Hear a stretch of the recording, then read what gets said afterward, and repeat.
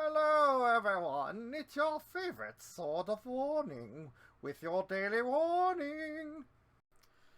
Dungeons and Dumbasses, trigger and content warning.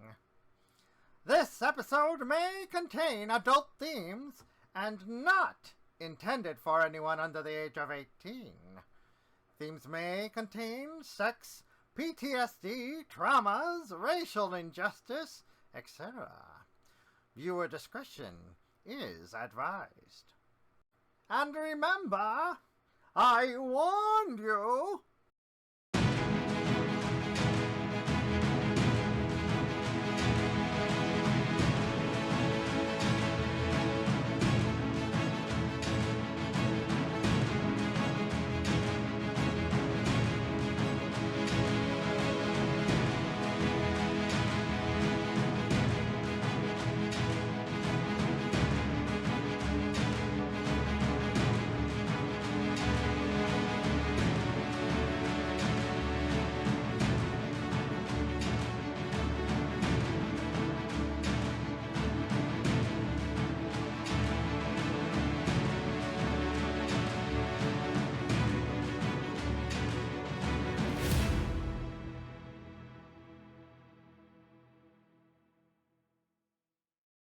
T-Boats. T-Bows. And of course, for those that are going to be watching this from the YouTube, hello YouTube. T-Pose. There is an open space. There is an open space between Naia and Koa on my screen. You'll find out why once that cast member gets revealed. But yes, for the YouTube, yes, two of our members aggressively quit, and so but we have two wonderful new members joining in. Two beautiful beans. Two more one joining in beans. This session. One joining this session, and the next one joining us for season 4. Without further ado, everyone, welcome to the season finale of season 3, Thai-Naboo, The Lost Plane. And with that, Arden, you have the floor. I believe I'm doing where we last left off, yeah? That is correct. Yep. Okay, so where we last left off, the party finally made it to Ixmaya, the center of the plane of Thai-Naboo, which it turns out is an entire city inside a membranous water bubble filled with aboleths and genasi, specifically. The genasi, I believe, as explained in lore, are what humans reincarnated to after they died. Had the great die-off. Thank you, elves, for completing the job that the aboleths sent them on.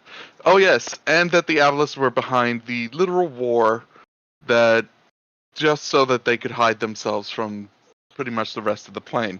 For they are sitting themselves on top of what is essentially a seed core, which is a center battery, or just the piece of reality that's keeping the entirety of the plane together. Oop. No, I'm just putting that next to you. Don't worry. Oh, yes. Bubbles. So, yeah, I was about to say I wasn't the one who put down the card. So, no, it's fine. But the unfortunate side effect of them having built the aboleths being not only been the creators of the plane itself, they took their seed core and split it into 3 parts. The first part being the city itself, the second part being what was pretty much protecting the city from the outside plane, and then the rest of the plane itself, or the planet, as it were. So what you see on screen of the map is this is 1/3 of a seed core, and then outside there you see that webwork of root system that's around. That's the plane itself. That's holding up the rest of everything. Unfortunately, since one part is going down, the plane is kind of in danger of collapsing in on itself. But they have decided, since there's time before pretty much the Phyrexian invasion comes in to ruin everything, to give the party time to go through pretty much training and preparation to what they're asking for, which is please go and fetch a portion of our seed core so that, we don't all die in an existential implosion. Sounds reasonable. And that is where we leave the party at this moment. Okay, let me go ahead and take the card back. Yep. So they have tasked Koa and Desi to check their libraries for whatever they want. They wanted to Arden to sit back so that they can have a discussion with him, specifically on, okay, where the hell was our shit taken, and what are you going to do to fix this? Because you're kind of partially responsible. Desi already explained that in last episode. Also true, but they are talking to Arden to get the specifics. Because remember, these are still technically mostly. Desi gave the specifics though. Go to Theros, kick butt, come back. Yeah, that's pretty much it. It's it, yes. as he said, where it is. Yeah, but they want answers. They are creatures of knowledge. How are you going to take all these people out? That's like, well, if you let me go get my ship. That's a different story. Yeah. It's like Desi's plan is on the same level as like that bit in Captain America, where it's like you say we need a plan of attack, and he goes, "I have a plan. Attack. Yeah, we have a Hulk. We have a Hulk. We have a Koa. We have a bugbear. What do you mean you have a Koa? We have a Koa. We have a chaos. We have a chaos. We have a Kolich. A Kolich? A Kolich, yeah. We have a very angry Kobold who wants revenge. Yes. Oh my god! You smell like the 4th of July. What's the 4th of July? What is the 4th of July? Kind of want a hot dog real bad. What's a hot dog? What's a hot dog? Those are canon. Those are things that don't exist in this world. What are you talking about? I had a full-on breakfast on the session 0 with eggs and hot dogs. No, those are sausages. No, you didn't. Those are sausages. Replay. Sausages. Yeah. No. But the hot dogs those are Strixhaven thing. We're not that. We haven't gone there. I will go there. Some point. Continue there. And all shall ignore the voice of the ghost that is Arden's husband. Yes. Because Mike don't know how to filter out his voice from my mic. Wait, no. Stop talking about me if I'm still dead. Stop acting like I'm still dead. You are dead, dear. He's being a big worky bear. Anyway, so we'll say about a day into everything. Let's start with the more important bits. There is a horn that is blown outside of the city. All of you are woken up from your makeshift tents on the outside because, I don't care who you are. If you're not amphibious, you cannot stay inside a city while you're asleep. Koa. I can't. I cast another freaking water breathing under me. I don't have to cast water breathing because I have an item that does it for me. I'll take 1 point of exhaustion because I'm staying up to do the research. That's what Koa would have done. No, I would have rested because exhaustion is a thing. Yeah. Okay, so Naia, are you also going to try and stay up the entire time? No. Right. Koa will put exhaustion on self. So, how does that work? For those who are outside then, sorry Koa, you won't get this chance to see them yet. I'm inside. You will hear the horns of the approaching of a procession of elves, preceded by a golden carriage, preceded by an entire squad of about 25 lizard folk, and behind all of them, the combination of, let me get all their names out here real quick. Oh, is it my double-decker bus? No, the double-decker bus is currently still up above. They couldn't figure out how to get it down. They couldn't fix it. Okay. By 5 sages, Jishan, Mahanuri, Nushi, Shangyi, and Tiisha. Shangyi is the one you've never actually met. I'm just going to pull out their tokens here. Alright, also, is there music? Oh, right. I should probably get that started, shouldn't I? Yeah, it's deathly quiet. Yeah, it's kind of, it's very eerily quiet in the center of the plane.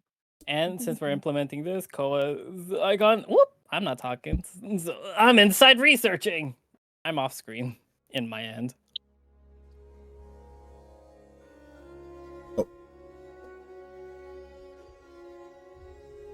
What do you think of that?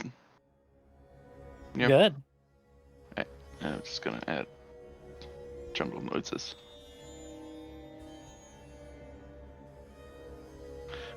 I don't know. That sounds a bit too. I don't know. It sounds a bit dark for what I want this Well, silly game and having suspenseful music when I don't want suspense. You know, I'm gonna throw in Kaiju Island music. Why not? that's boom.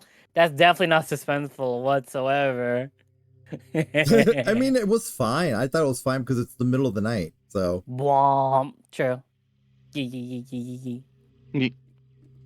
The first one you see is Jishan. You've met him back in Ganesh's hometown.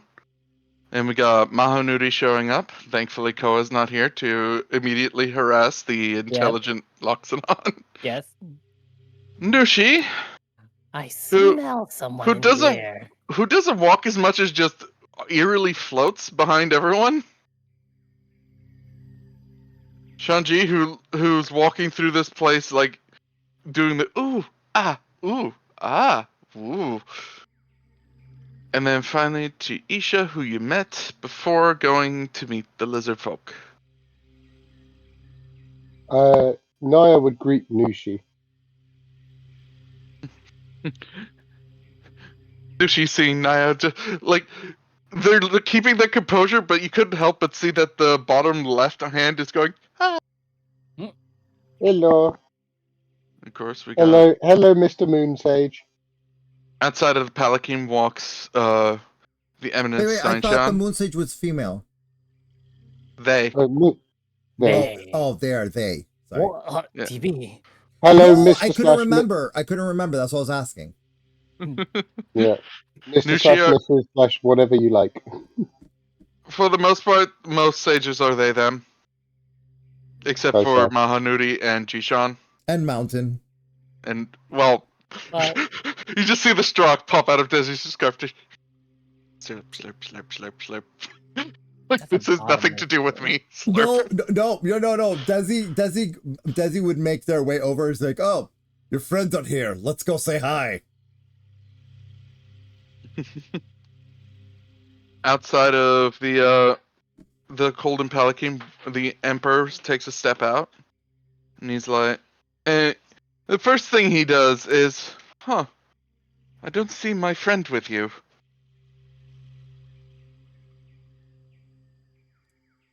Do you mean how? That's odd. No, not the other elf. Talking about my friend, you know, the small one. Oh, not so small anymore. Oh, I mean, last time I saw him, he wasn't that small, but I always remember him as my small kobold. I believe he is studying in the. He's inside the city. He's in the city. Yes. We should also have. Let me grab. Oh, by the way, our good friend, s3e31. Oh, s3e31, you finally made it! s3e31 just staring daggers like not with your help. Look, no thanks to you. There's nothing we could do. And we have one of these priests showing up, along with another priest. Or at least, they look like they're a prospective priest. Okay, time to unveil said personage. Right now? Yeah. Mm-hmm. Let them speak. Yeah, they're being introduced. Well, no, they're being introduced right now. So, the Emperor Zaishan, I would like to introduce you to the heads, at least of everyone here. Oh man, I really wish my kobold here. I was going to introduce him to all the sages. Oh well. Study. As you well know, Mahonuri from the city, the Sage of Water, and our leading developer in, what did you call it, Mahonuri? Artifice, you good eminence. You mean artifice in the most primitive sense, but yes. You just hear Arden. Artifice in the most primitive sense. What? It's true. Somewhere deep inside the city, Koa just sneezes and he's like, "There's someone I have to insult, but I don't know where it's coming from." Then you have Jishan, the Sage of Earth itself. Rock and stone and stubbornness. Only whenever you're around, Emperor. We have the one who's currently of the Oohs and Ahs. And once again, I have to get their names open because I'm a silly boof who can't remember the name of his own characters to save his life.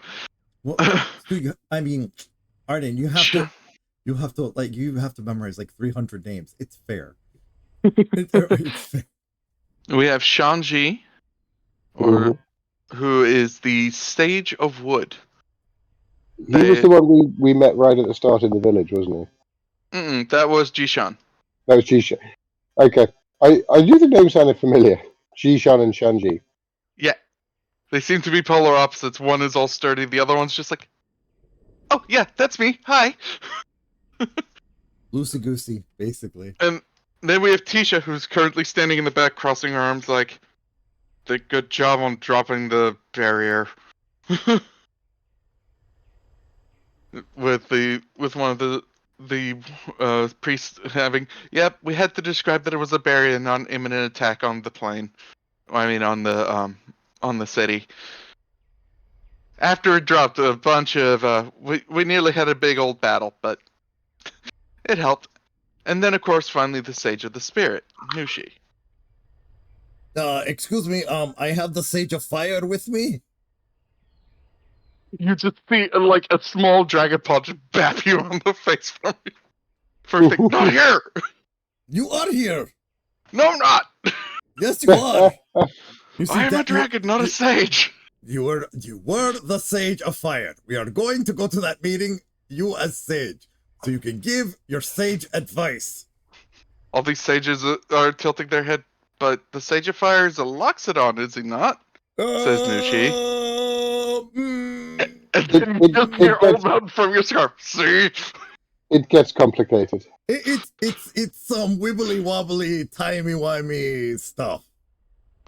There's a lot that I can summarize in private.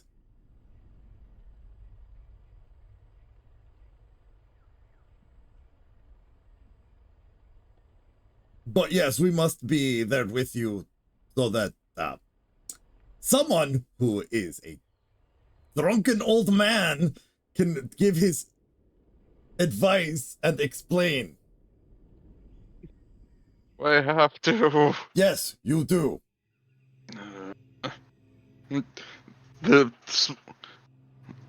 So, to our other priest here, you will also notice this talking lion man, who you haven't seen before, is now talking about the Sage of Fire, who pretty much everyone on the plane thinks was essentially a Loxodon in the Elven City. A massive Loxodon, but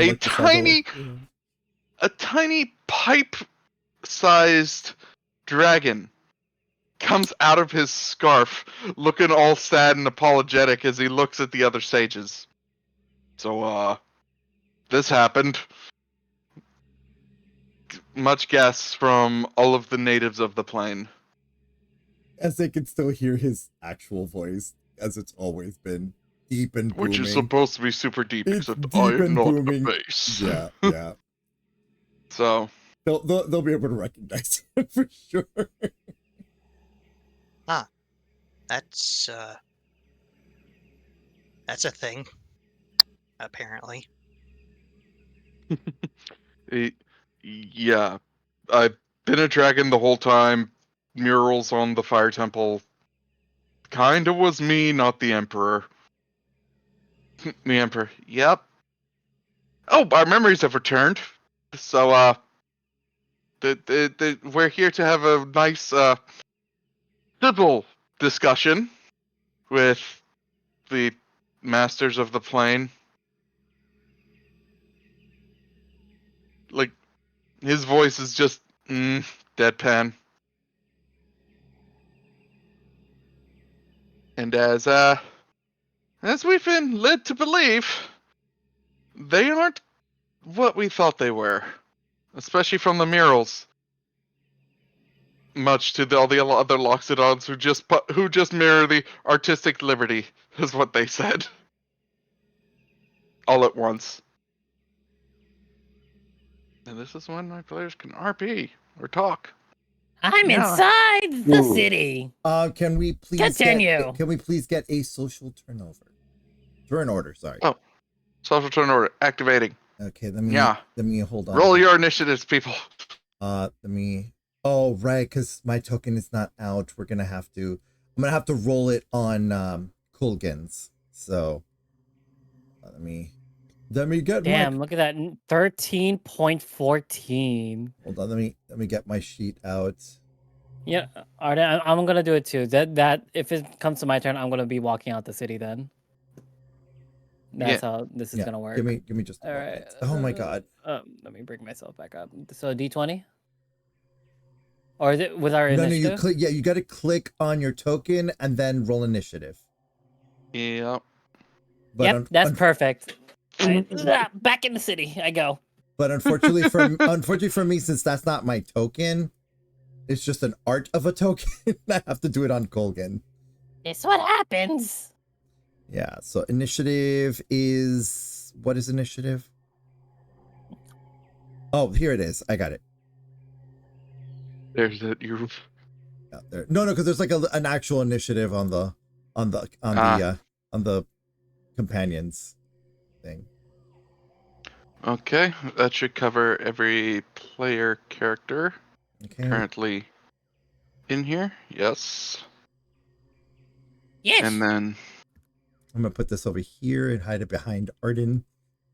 and I'm just gonna use my initiative for world characters. Yeah. Yep. All right. Meow. And who is our first one? Give me a moment. There we go. Did it actually count it? Sweet. Yes, it did. Alrighty. At the top, Orda! Look at you with that high social order initiative. Okay, I'm gonna mute myself. Everybody mute yourself when it's not your turn. I will let you know. Unless you're being talked to in character. Yeah. So I'm gonna go ahead and mute up and start the 15-minute timer. So Orda, you can ask me to describe anything more that you want to know, or you can start talking to people in character, and I can. That's pretty much how this is gonna work. Orda is just going to look to which character is this one? s3e31. He's one of the most trusted rangers that's been produced from the city. Ah, okay. And so would Orda have known of him or met him prior to this whole thing? Most definitely. s3e31, you know when you said that today was going to be an interesting day when you requested me and my fellow priest, I don't think you gave it the due diligence of exactly how interesting it was going to be. To be fair, I was kind of running on fumes when I finally crawled out of the hole. Yeah, that was I'm sorry we didn't get to you sooner than that. It's fine. It's a good thing I know. It's a good thing I know the outer shell better than my own scales. Yeah, it's a very good idea. Also, to anyone who is interested in the character, what Orda looks like, he is from snoot to tail. He is 9 feet long, but standing up, he's at 6 foot even. A fairly frosty white looking cobra, wearing more tribal garments than the other Naga who's with us. The other one is wearing more thin, like a thin veil covering, at least over their more human half. Right, yeah. They got long tail too. They do. They do have long tail. Surprisingly, most of the lizard folk who joined on this don't have legs. Everyone's been noticing. We don't know if it's going to be a theme later. Well, we can't have war on legs if you don't have legs. Yeah. And prior to coming here, would Orda have been briefed on exactly what it is the Emperor and the sages remembered about the real masters of the plane we're on? Yes, they will have described the beat. Well, more specifically, sort of muddled because it was 500 some odd years ago when their memories were sort of when their memories have been altered. For the longest time, the Emperor and the sages have had no idea that this center even existed until just now. Your species never actually went down into the center until this very moment. They've been living outside on the center shell, then going out further. Hence why a lot of older of the lizard folk tend to be a bit more blind, since they didn't really need to see where they're going and be able to hear and be prepared for ambush predators. Gotcha. Well, this is going to be interesting. And you were briefed that this was a mission of pretty much peace and reconnection. This is going to be a lot of information to rewrite what we thought we knew back with the tribe. Oh yeah. Entire scriptures being rewritten. And he'll look to his priest from his tribe. You'll be able to take care of that, right? He just has a. You said that out loud, and he's like, I didn't actually think about that out loud. That's going to suck. Yeah. Yeah. He's got the dejected face of 1,000-mile stare of how many scriptures need to be written because of this. How many volumes is that? Oh no. I don't envy your position. Just call me scribe. That's all I'll be for the rest of my existence. Uh, But the upside, so many questions, so many answers. yes. He perked right back up. It's going to be very interesting to meet these aboleths. And it's almost on cue, you see one just fly out from the membrane. A large beast with 6 purple eyes and tentacles. And just so that... I'm going to quickly flip to the other... No, wait, I can't because the counter's here. Never mind, I'm just going to pull out a token then. Yeah. See, R10. Yeah. And make it a little bigger. Yeah, you see one of these boys. So Except cute. instead of 3 eyes, there are 6, like a 3 row on either side, and they are glowing purple. They might look menacing, but you see the ones just flying out and going to tend to a farm. Yeah, when we start doing artistic renditions, we're going to need to preface "Be not afraid." Be not afraid. Scribe just looks at you, looks up, sees the thing, nods. Yeah, definitely be not afraid. His scales have hardened and prepare for defense. On the plus side, they look... Huh. I didn't realize that they'd be so good at agriculture. 9-minute mark. I mean, you live for 500 years, you pick up a couple things, I guess. True. I mean, even our oldest only lives till about 75. Yeah. That's going to be a... He's just sort of realizing what he kind of learned about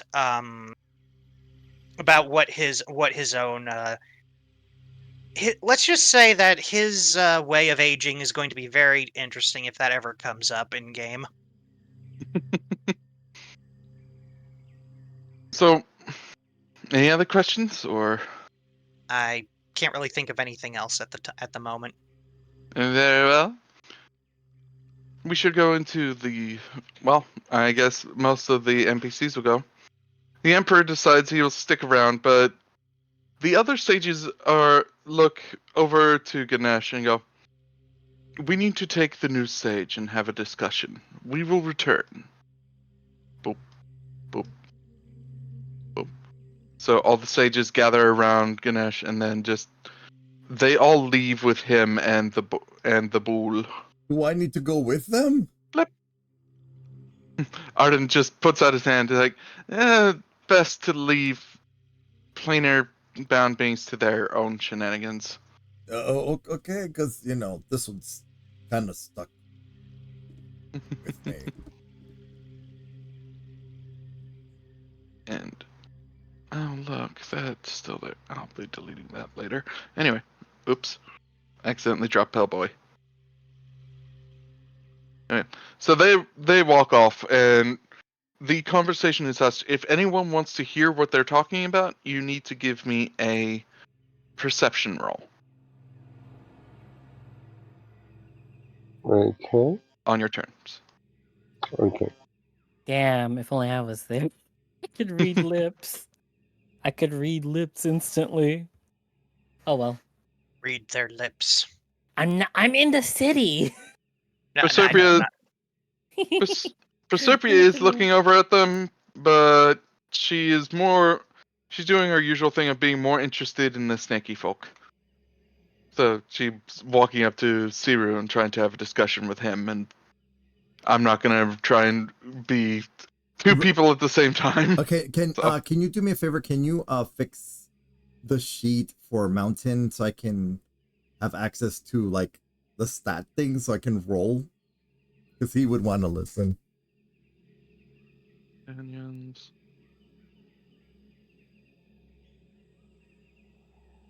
What do you mean fix it? Because when I click on it, it only gives me description. It just. Oh, I see. 1 moment. Derp. There you go. All right, let me try again. There we go. Yes, Orda will give a perception. But if he doesn't pick up on anything, he's not gonna go out of his way to see 3. Yeah, he doesn't mind. Yeah, 35 and 33. Mountain can very much. You just DB, in which case Desi would only be hearing Mountains whisper something about, oh, that's not good. Oh, someone's in trouble, eh? More along the lines of, we may have messed up bigger than we thought. Oh. So is he gonna have to stay? Probably. Yeah, that's probably Or that you don't notice shit. Yeah, that's fine. He's more interested in trying to keep getting a bird's eye view of seeing how an aboleth basically tends to a farm. Very efficiently. An aboleth-sized farm, I would imagine. Very efficiently. Many tentacles equals many tools. We shall now move on to Naia. All right, Naia, 15 minutes on the clock. Okay. So Naia will try and sort of hear what's being said. So that's 24.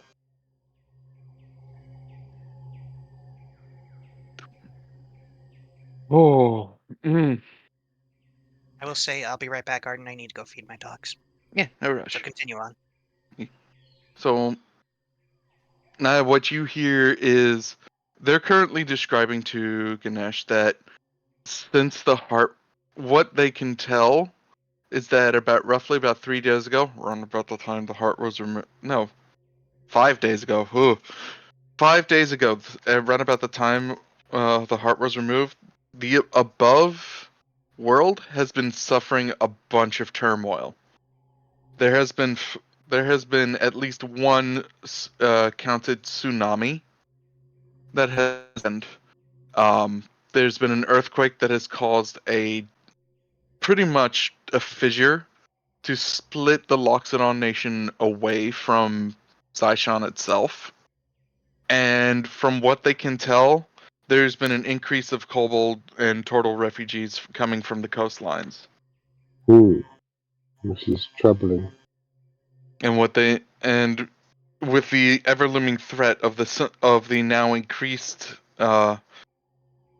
images of that symbol in the sky that has started appearing pretty much where the temples once where the temples were.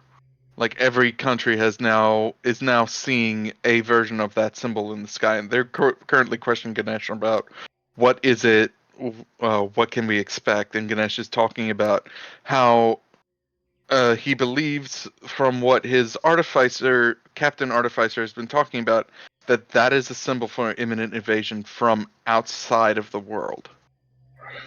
Yeah. Okay.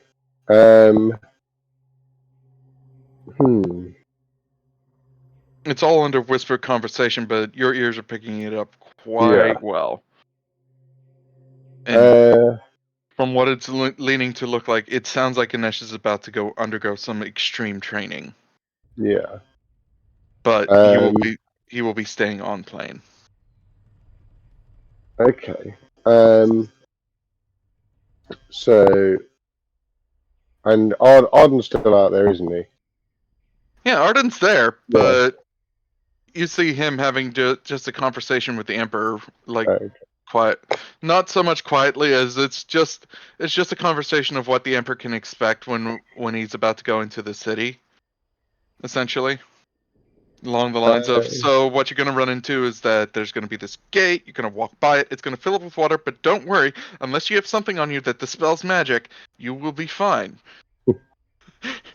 Like, he does give a glance over to you when he says that. Yeah. Yeah, I think at this point, Naia's like, she's probably not wearing her armor anymore. Like, it's probably, like, bundled up. Yeah, no, safe space. Makes sense.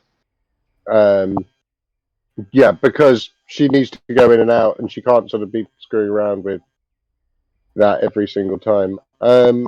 She'll probably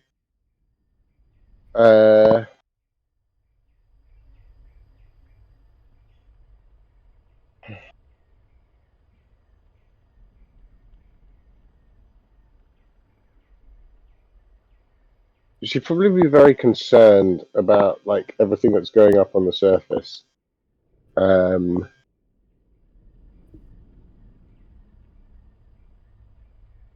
probably trying to think of a way to help on the surface with whatever she can.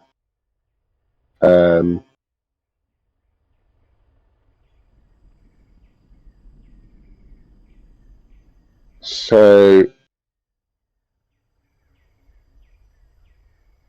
I guess she'd probably go and start having a look through the libraries as well, if there's anything she can find on like magic or is there anything that could potentially help stabilize this realm, even if only temporarily. So you're just having this inner monologue of, what if I can find something in the libraries to help stabilize the elemental forces that are going haywire? Yeah, pretty much. Right. Is that all she'll be doing during this specific section? Well, she'll probably start heading off to the library. Okay. So Naia will actually start leaving. Okay. I'm just gonna... let me grab. Silly program. See if she runs into Koa along the way.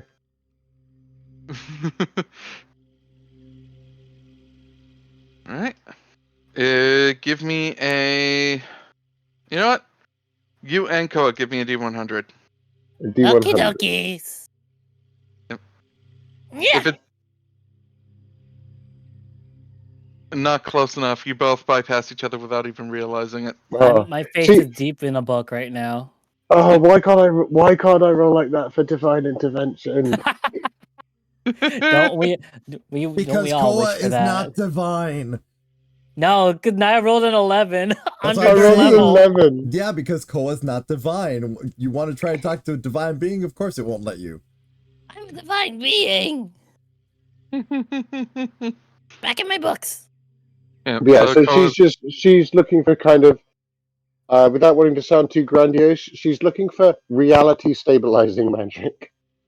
Give me an investigation roll, and we'll run into that during your next turn. Okie dokie. Investigation, not my strong suit. I mean, Definitely not. you're not gonna bless yourself in the process? Does bless work like that? Wouldn't yeah. that be guidance? It'd be Guidance, that's what I mean. Yeah, I'll do guidance. It's a type of guidance is a type of blessing, so close. And technically, in the new rules, it is also a reaction. Is Apparently. it really? Yeah, now the new what? stuff. Yeah. Why would that be a react? Hold up, what? So that's 12. Because they realize that everybody uses guidance as a reaction anyway. Yeah, it's and they finally went, oh fine, just use it as a reaction. Since you're doing it It's a cantrip. Yeah, since you're doing we're it gonna anyway. use it regardless. Like I like how they're setting up all these rules, thinking that we're gonna follow them, but like we do it we anyway. play our own game. No, they're more. Because the thing is, guidance is one of those spells that you forget about until you roll badly, and you're like, oh, can I guidance myself? Okay.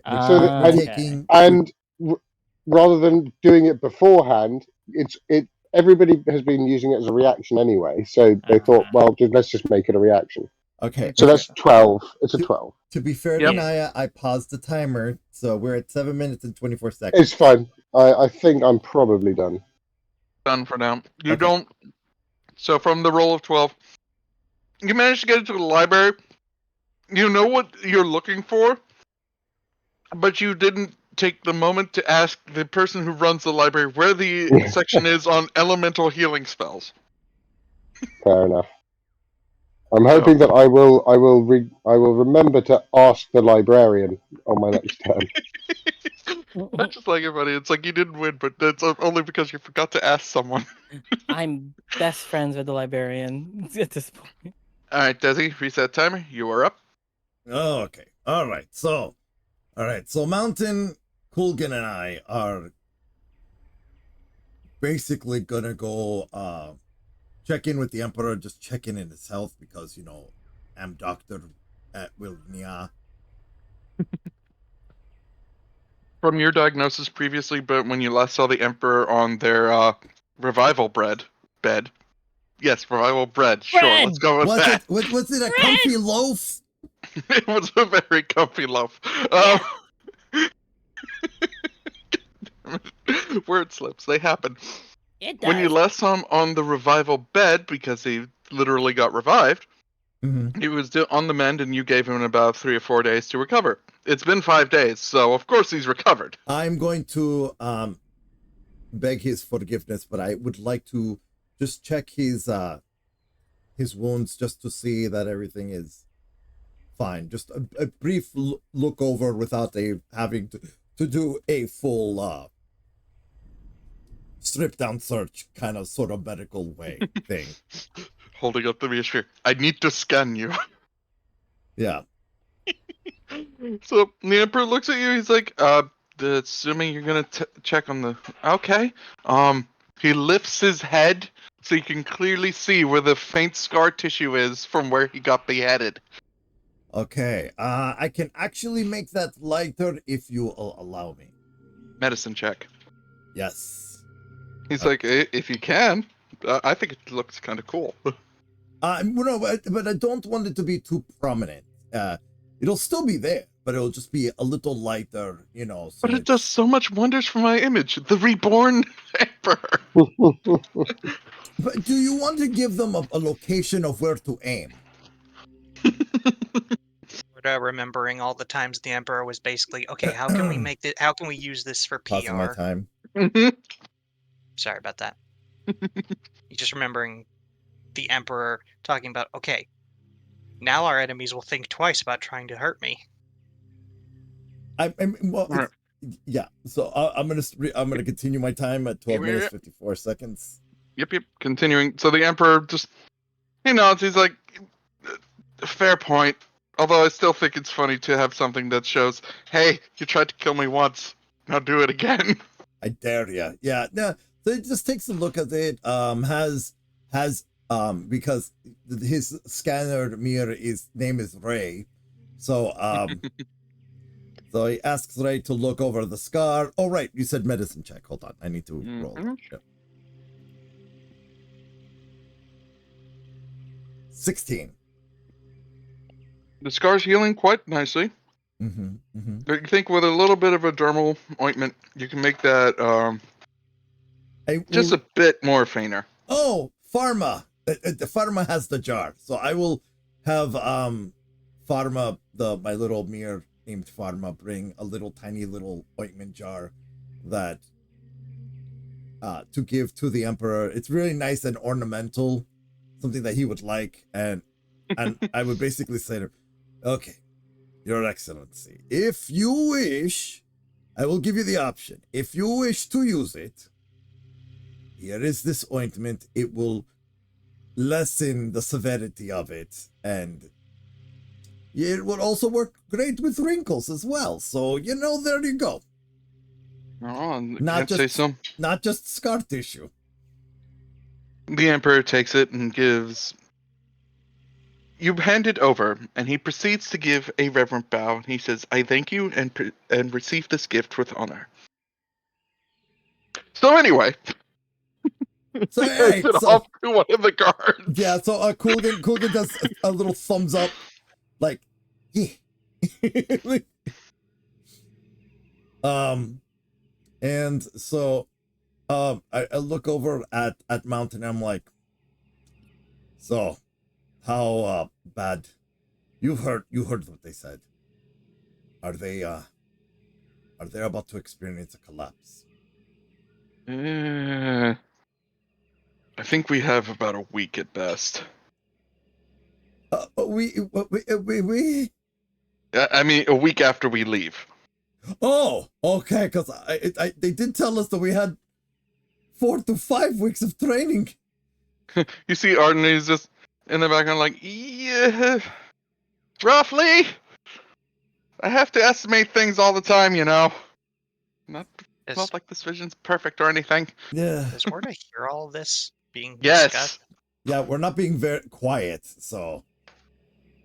You sort of cocks an eye ridge scale up, like, what are they talking about? And it's kind of warm in here. I'm surprised those aren't fuzzy. Well, I mean, they are in a literal tropical forest inside what is a domed environment. I mean, thank you for letting me know that. And also, well, the cool breeze is coming off of the city. Yes, that would make sense. So, the Emperor is looking like, so how do you, please explain to me again, and now, either of you, since you are both clearly the captains, how do you plan on getting the heart back? Wait, hold on. Desi literally is in the middle of trying to just drink some water and just turns over, looks at Arden, and does a spit take on the ground. I was sitting there like, did he just there's only one captain. Did he just say captains? Well, yeah. With his whole chest?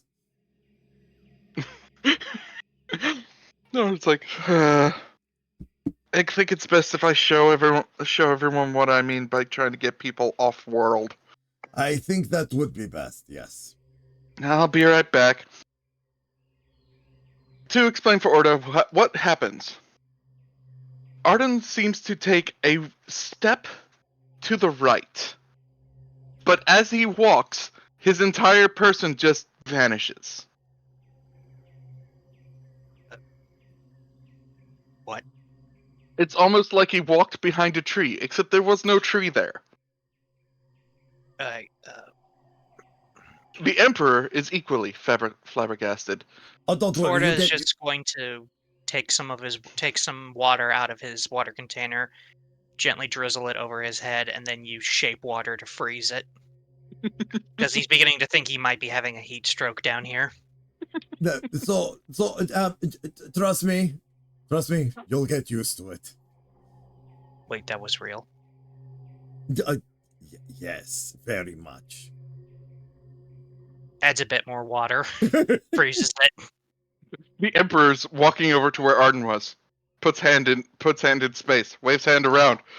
You're not going to find, there is no magic trick or anything like that.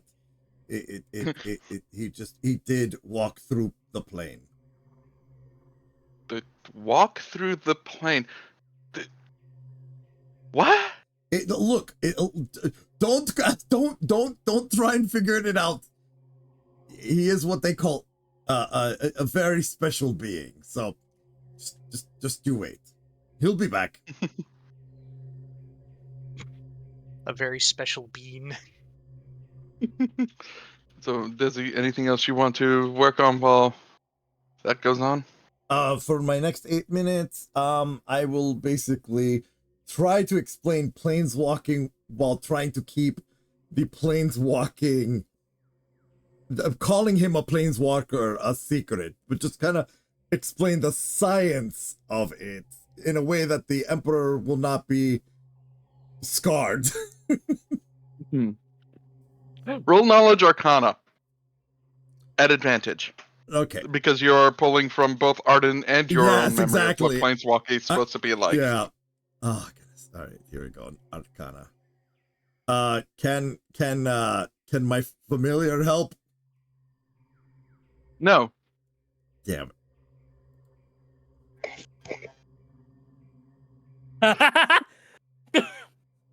I'm gonna okay, hold on. I think I have a card for this. Hold on. It's a sign. He rolled 2 2s. And I would have laughed so much harder if they were 2 nat 1s. Oh, that would have been great. That would have been so great. And I didn't have to say anything. My magic's unreal. Nope, they will not help because I was already on advantage. Okay. So yeah, you're trying to go through the process of thinking how it is supposed to go, like connecting the mana points specifically from point A to point B, and then just flinging yourself between them. Can I do it? Can I do it? Okay, go for it. Okay, so to give the marble rock, round shiny rock example of what Arden explained it to me, you see this shiny rock? This shiny rock and this shiny rock exist together. Now this shiny rock is able to jump from here to here. The space in between said 2 shiny rocks is very deadly poisonous to life area. But somehow certain special beings can jump from this rock to that rock with no issues. Some can control it, some it's random. And it's look, I'm sorry. I tried. That's the best way I can explain it. Even I am having trouble trying to get words, the proper words to explain this. But I hope you have at least a tiny bit. Just okay. Best way for me to explain. He jumped from right here to where his next destination was without having to walk there. It's similar to teleportation, but not really. Orda, reaction.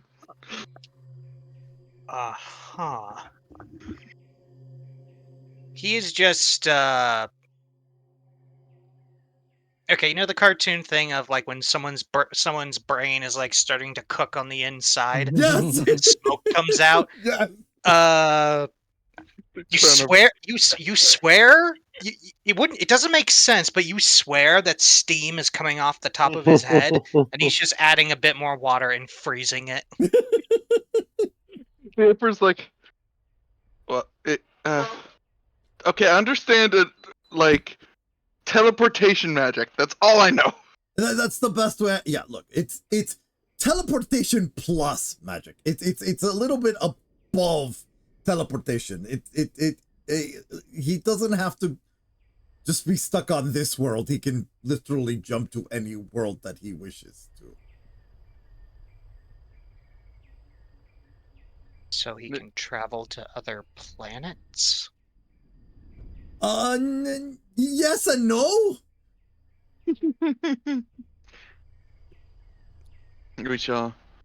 Shall we move on from that point, or do y'all want to try and figure that out?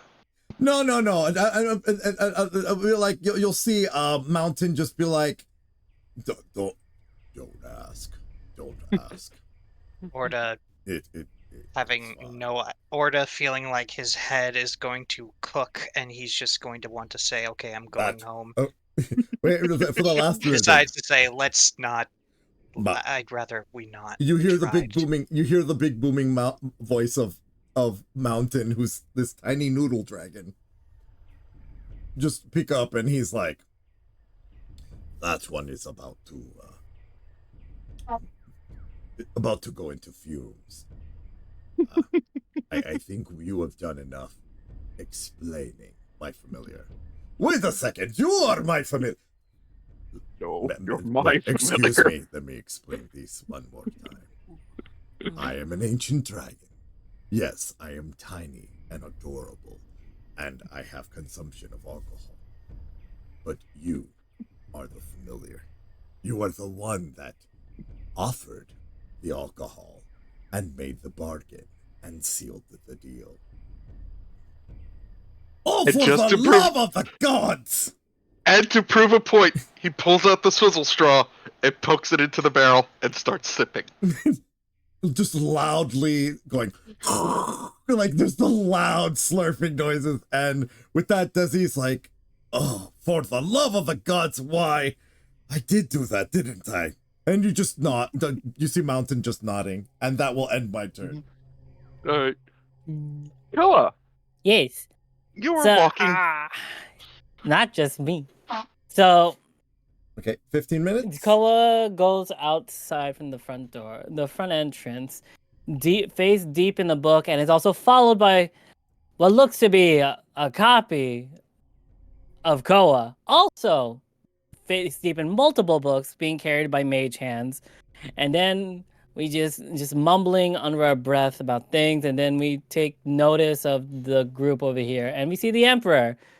And like, "Hey!" And then we both charge the Emperor, me and my simulacrum, to give him a big hug. Hello! The Emperor just turns and Koa!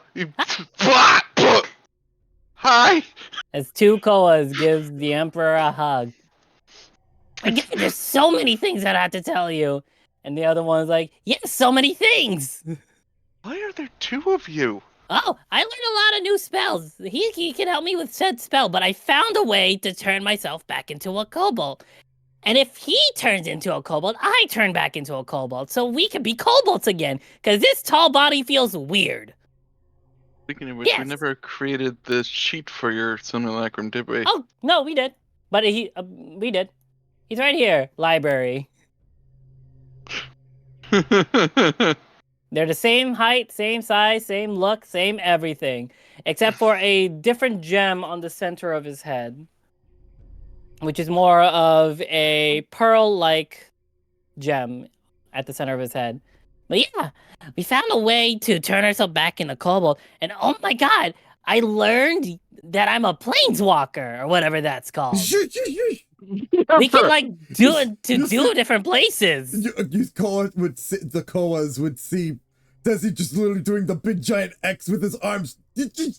Our attention is straight on the Emperor. So we don't I know, anything but else. like Desi's like trying to get your attention. Like, But stop yeah, saying that. So I apparently I'm a planeswalker, and I'm learning how to transform myself back into a kobold, and we're learning how to essentially destroy Hal, because he's apparently not Hal, and this bald elf from another existence as well that meddled with our minds. So we're learning how to take his things away, essentially. Desi and Orda and whoever else is paying attention to this conversation are now seeing just when Hi. the Emperor has this open mouth expression and just little heat waves coming from his own head. I cast Calm Emotions.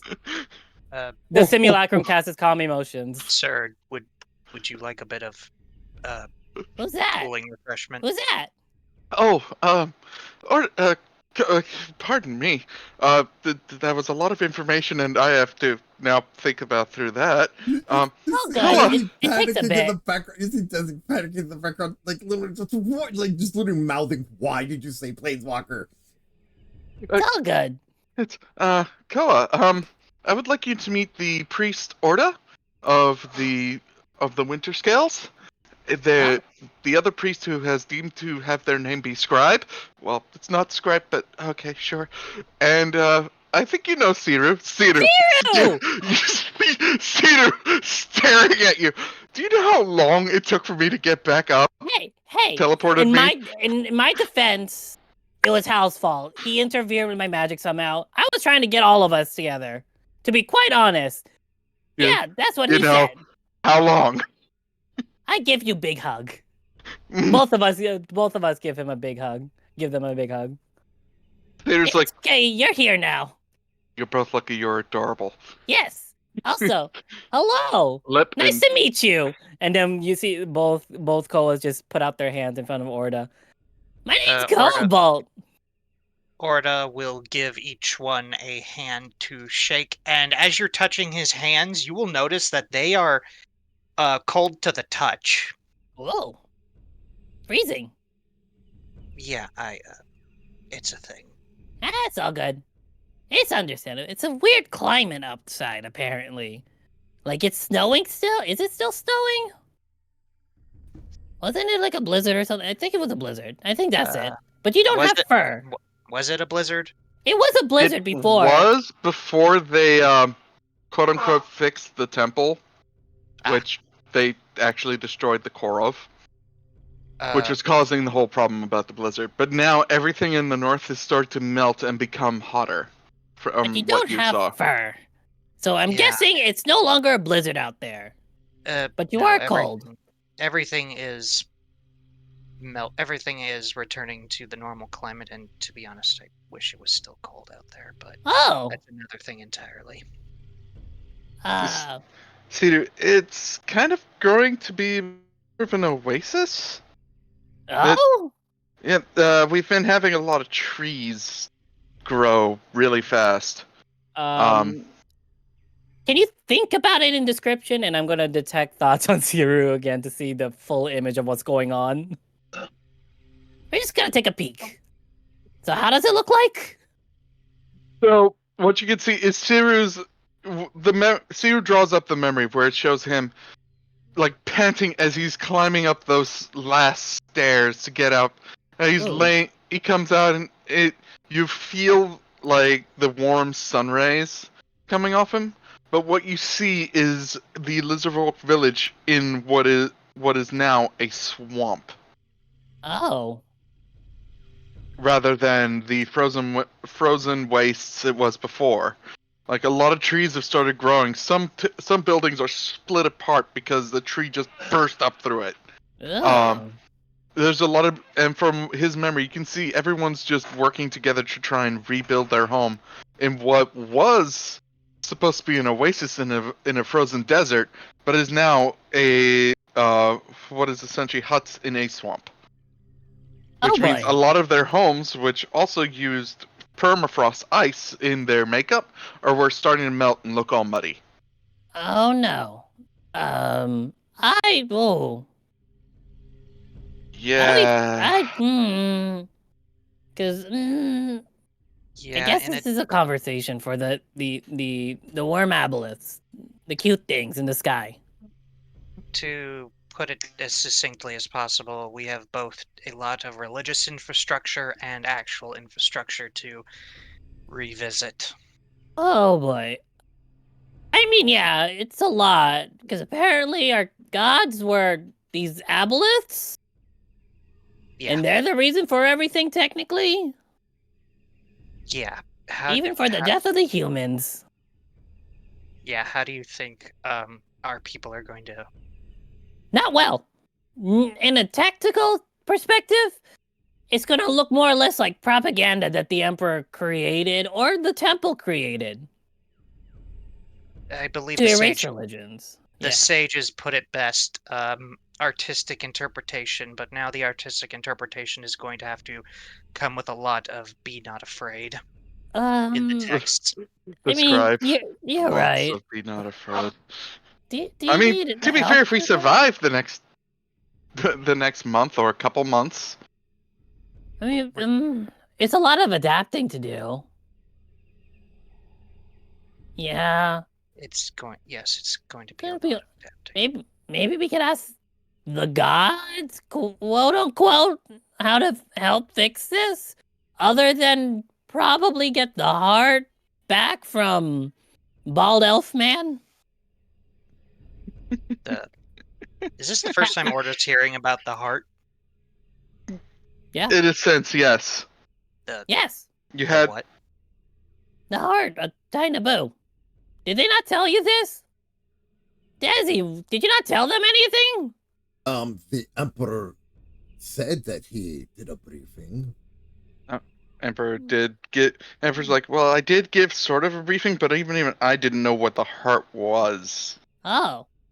Only knew that you all came down here to talk with another civilization until, until the heart got broken and I got my memories back. Yeah, essentially. Oh yeah, Hal really did mess with a lot of our memories, not just mine, apparently. That's a whole other package to unravel. So, I really do have to tell you, Koa. Yes. Hal did mess with my memories too. Yeah. It's why you got the job. Oh. To be fair, you were good at your job. Yep. But also, if he didn't do that, I don't think I would have gone through the process of even considering a kobold as my chief interrogator. True. That honestly makes a lot more sense. I thought it was like a diversity hire. I mean, that's what all the other guards kept saying behind their backs in their minds, thinking that I couldn't hear them. Nah. At one Just point, kidding. I was considered your lapdog at one point by one of them. Well, they did say I think that it was the out loud. head chief. I think it was the head of security. Well, we did Well, hear that being said out loud in the city. on the good side, the city is going to have to go through a bunch of guard restructuring, considering, well, that head of security kind of got blown up. Yeah.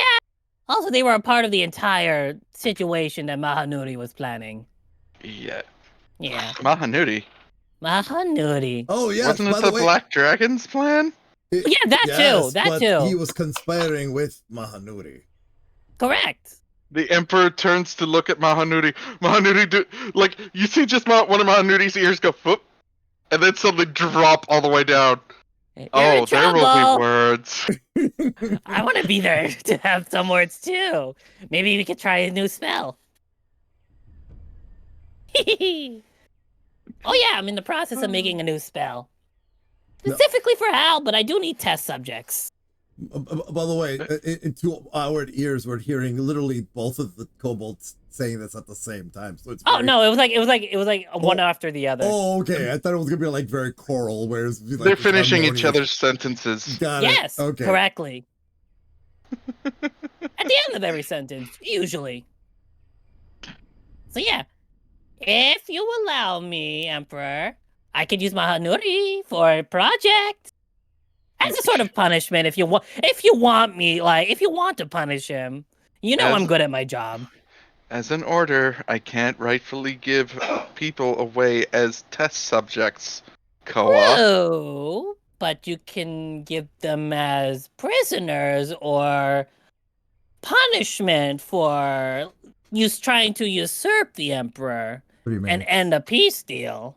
Yes, but he's also going to be instrumental in helping us, no, stop that's for a certain invasion from happening. That's for later. I just need a piece of his, a chip of his tusk for later. Just a piece of his DNA. No. Oh, fine. Order from your emperor. Wait till you get Emperor. back. I will. Order from your physician. No. Also, what happened to your cool scarring? It's a little faded. That'll be more prominent. We're going to go with the whole no amount of damage can defeat the emperor sort of deal. But that'd be like so cool. It's just like, even if you try to kill me, I still will come back like a phoenix. Is a phoenix a thing? I forgot if there was. Like a dragon. Firebirds are in Asian culture, yes. Yes, but like, is it within this culture? Zaishan, would it be in Zaishan is the question. Would that be an existing thing? One of their gates is literally the gate of the phoenix, so yes. Right, there you go, yeah. There we go, yeah. Oh, there you go. Zaishan, the Phoenix Emperor. You know what? We'll workshop that. That actually sounds awesome. Yeah. Also, I gotta workshop something else too. But like, yeah, I think I'm going to take a nap in a bit. I'm a little exhausted. You did seem a little bloodshot around the eyes. Yeah, there's a lot of research trying to create a new spell. 1 minute. Yeah. All right. Ko, is that all you will mention for now, or? I throw a tiny pebble at Mahanuri. I'll get you later! Well, Nudie's just currently discussing what the shade is doing. Right. This is a thing. It's in his head, too. Both It of just our voices. pop, boink, boink, boink. All the other sages are looking at her. Do you have some bad blood with that kobold? That kobold has had it out for me ever since we first met, just because he perceives me as more intelligent. Yes. I don't think that is the issue. That was literally the issue. No, that's the issue. He's just jealous that I have more intelligence. Yeah, you were so intelligent that you mistook the Emperor for a dragon. You just hear from Old Mountain. Hi again. Oh, I gift of gab when I said that's the issue. I just did that. Like, do you need a tissue? Your nose is bleeding. That's for everyone within like that heard me say it. I didn't say that. I didn't say that was the issue. Oh. Gift of gab. Okay. Desi, you're the only one that really knows what happened.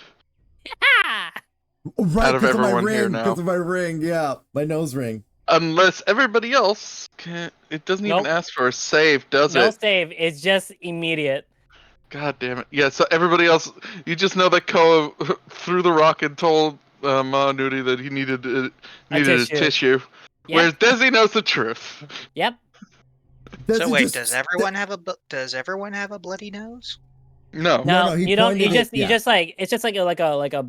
It's like I hit rewind and then it said another line. Yeah, Oh, yeah. okay. And Yeah, So Gift but- of Gab literally Yeah. rewrites the last We love 6 it. seconds. yeah, We love it. But that's not what but Desi knows different. Desi Yeah, knows different. Desi has a ring of mind shielding on him, which means he put enchantment spells he put it that on affect his nose mind ring. don't really work. Yeah, he put it on his nose ring. So So there. That does it for Koa's time. We are now at Orda again. and starting 15 minutes now. All right. So having heard all of this sort of happening and just kind of glancing at the Emperor, wondering just, yeah, he's just gonna flat out ask the Emperor. So I know that you brought Scribe and I here to, well, as a means of helping with the peace talks, but what else do you need with us? Because as it stands, I think helping out my tribe, literally keeping our homes afloat, is a very important thing. The Emperor looks at you and nods and goes, well, I was hoping to send a trusted agent along with them to go pick up the heart. Someone who will keep Zaishon's interests on the... Well, sorry. Thai-Naboo's interest, first and foremost. After all, we only have so long, and we're only probably going to be able to hold off an invasion for... honestly, I don't even know what we're about to fight. And that's something we need to talk with the Aboleths about. And if it turns out the only thing we can do is bring back the heart, then I was gonna hope one of your tribe could go. Well, I was thinking of maybe sending an elven agent, but as shown by Koa's actions and the events that happened before the blizzard was removed, I don't trust anyone else at this point in time. Not within my own kingdom. right, it might be a good idea to get a hold of some neutral third party. Well, I can discuss it with Scribe, and members of the Order back home, but I think I might be the best fit for this. Once again, we'll have to talk with the Abelis and see what they say. Right. So, I best not dilly dally. He waves his hand and he to his own group and says, "We shall head on in." Welcome back, DB. What you missed is Orda asking the Emperor what he was thinking, and the Emperor saying need third party. Long story short. So the Emperor takes his walk. When he motions to his entire party, is he including the lizard folk who arrived with him? I follow. Okay. Oh, So, sorry, really quick. I send my elk back at this point so he can rest in the bag. essentially, he's just gathering everyone ready to go. So this is the last round of chatting, or Yeah. at least of this turn order. No, I'm just saying that the elk at this point, I'm just going to delete him off the screen. Okay. I sent him back to the bag. It's been more than a day, Desi. Yeah. Once the next day arrived, the elk was like, "Okay, peace." Yeah. He I did literally my job. he lifted up his one leg and did the peace sign with his two hooves. Now he just does he just did the little salute. The hoof the head salute. Because it was the first time he ever got summoned, so he was kind of like happy. Happy, and I got to have food. The grass and moss that's around the area. Yeah. There's a big patch of it just missing where he's been eating this entire It's time. like just dirt, and that's fine. Multi-planar food. Yeah. Are we going to need your third party member? He gestures to Desi. My third party member? I'm trying to understand what you are asking. The woman who left for the library. She, she's an independent soul. I would let her do her thing. All right, as long as you're sure. No, I'm never sure. When it comes to her, I've learned in this past when it comes to this past few months together, yeah, expect the unexpected with that woman. And the white Also, cat. lots of colts. Yes. And the white cat, Arden, I believe you called him Emperor? The white. Oh, you mean my brother? No, he'll be back. He should be here at any moment with a very special, and he does air quotes, ship. I'm trying to look for the token for it. I can't find it. Oh no! Do you want me to get it for you? You just see Koa starting to set up a little spell circle. The simulacrum sets up a spell circle on one of the ridges, and a door appears in front of it. A marbled door. Well, if you guys are good, I'm gonna take a nap. The Emperor's just like, you're coming with me to be part of the talks, Koa. Oh, but I'm so tired. Not my fault you spent an entire day in the library. I was You still have a job. researching. You still have a job and a duty to the Empire of Zyshan. I said, okay, the library will go with you. He'll inform me for things, but right now I'd rather not get this tired and mumble my words. I like how they still say Kobold, but like I labeled him library. Is this library? No. I need a new. Yeah. I want to use the new icons so badly. I know, You but we're not updated them. we're not there yet, though. Main Yeah, Koa this is is just gonna sleep off the exhaustion. Simulacrum, who doesn't have exhaustion, will go in with. Hey, Where did we put it? See what I mean? Hold on. you lost the ship. Well, we didn't lose the ship technically. How the fuck did we lose a football-sized ship? football field size ship.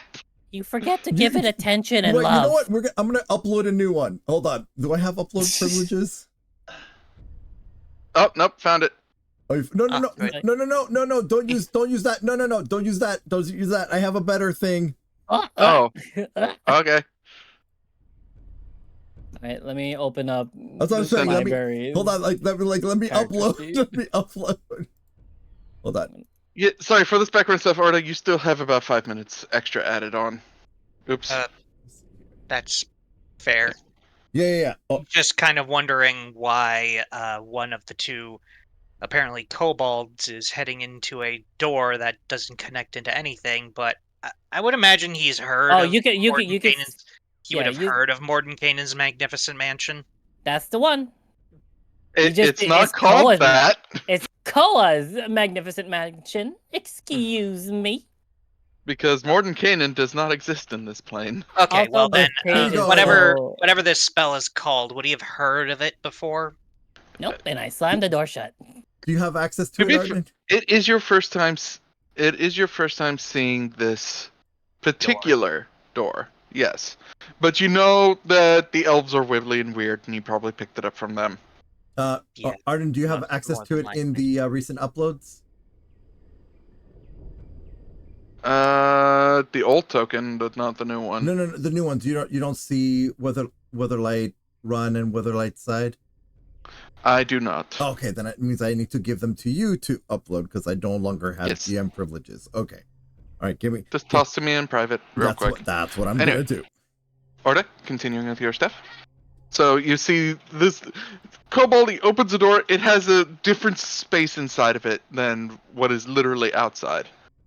Oh, it looks see-through to anyone else that's not invited. So I'm just going into like basically an archway, and I disappear like Arden. But then the door closes and locks. You see, like you hear multiple tumblers, like lock tumblers, just go off. Sorry, when you said tumblers, I thought of something else. Sorry. Tumblr. Yeah. I mean, the dashboard is just showing on the screen right now. Anyway. just looking at this and like, yeah, let's go meet with the aboleths. Yes, let us meet with Aboleth. He just carefully sprinkles some water back onto his head and freezes it again. I was just in another world. Why are you going off screen? Because that's not the kobold that's with you right now. Library is here. Anyway. This is library. Library. We shall move on to Naia's turn. Naia, you can roll me another investigation check if you want. Can I have advantage because I would have thought to ask the librarian by now? Yes. Never mind. Don't forget, you can cast I'll guidance. do the guidance, yeah. Yeah, by the way, Arden, you should have them. Never mind. I have them now. Okay. I mean, it's not bad. It's not bad. 14. So you asked the Water Genasi about elemental, like, healing magic that could, like, pretty much undo catastrophe events like earthquakes, tornado, you know, whatever natural phenomena could happen. And she's giving you this, like, deadpan stare of, who is this black elf and what is she? Mm-hmm. Why is she talking to me? So she tries to make any sort of excuse, but she also, like, after a moment of trying to calm her down, she does look at you and go, if this is supposed to be real, there's no spell for that. Not that, at least not within our books. And I mean, something like that shouldn't even happen. Like, where was this going on? It's slightly a delicate matter, but I do not wish to spread alarm. But I believe there may be problems in the world above, shall we say? Oh, you mean outside us? No, as long as the heart's there, it should be fine. Oh, oh right. That may be a question for the Aboleth. I see. Well, thank you for your help. You're welcome. You see her just walk away, pull out a book that says, "How to Know Your World is Messed Up." Flip to page 1. Death. So that the search for a book to help assist with this shenanigans is no longer available to you. What do you wish to do from here?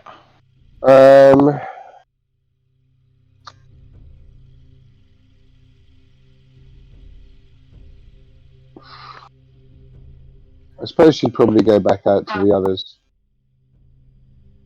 So you spend the rest of your time walking out as you see everyone's gathering to go back in. She just kind of sighs and laughs. You also don't happen to run around there at all.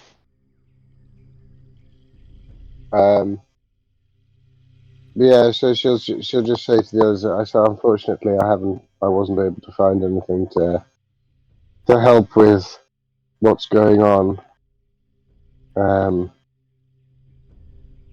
I'm not sure how much good any shall we say divine energy is going to be in stopping this, but I guess we'll find. I guess we can but try. What's the plan?"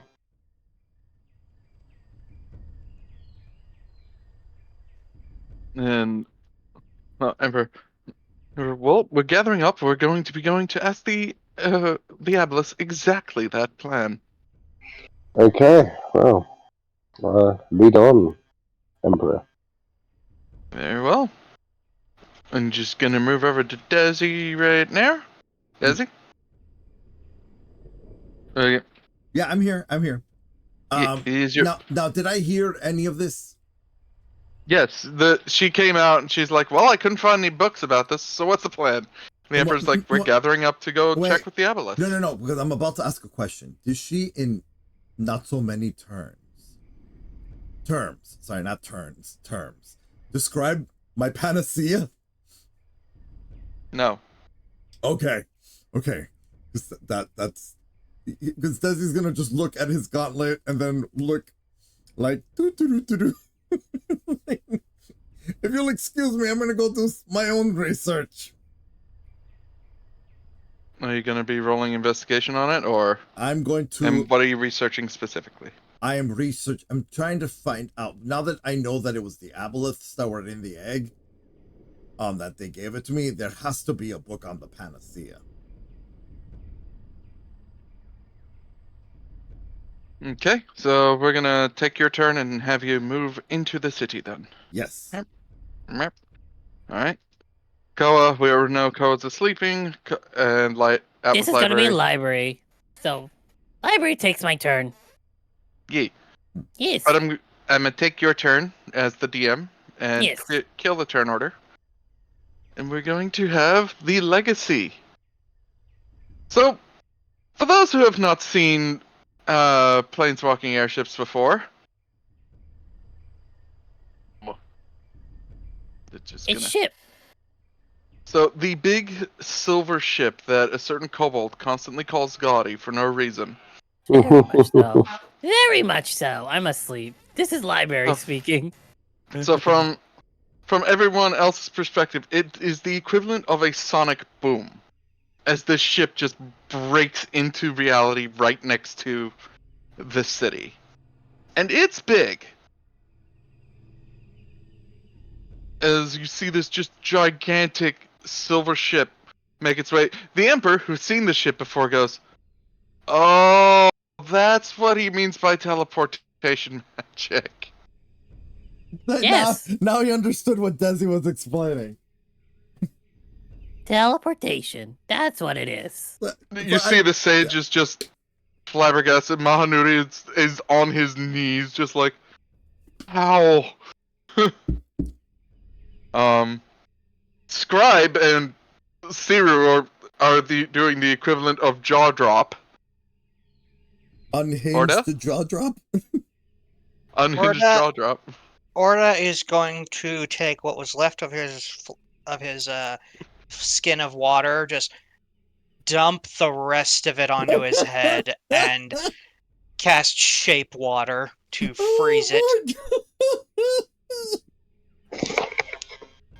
As he wonders, maybe I shouldn't have volunteered. And once again, Maybe the Aboleths will send a neutral third party. God damn it. and once again, Arden walks out, debuting his new token, his new armor. He's like, "Sorry, it took me a while. Had to get redressed." Hi, library. I'm not really Koa. Hello. Arden looks at this new little kobold. His eyes flash blue, and he's like, "Oh, okay, makes sense. Living Yep. spell, got it." He's sleeping right now, or meditating. He looks over at everyone, taking a moment to stare at Orda for a second. Desi, do you wish to roll perception? Yes, I'll roll perception. So will Kulgin and Mountain. Only Desi can pull this one off. Oh, right. Okay. All right. Perception. Yeah, Orda is not bothering with perception. He is busy trying to is it not an overheat. advantage or normal? At advantage, since you share Arden's memories.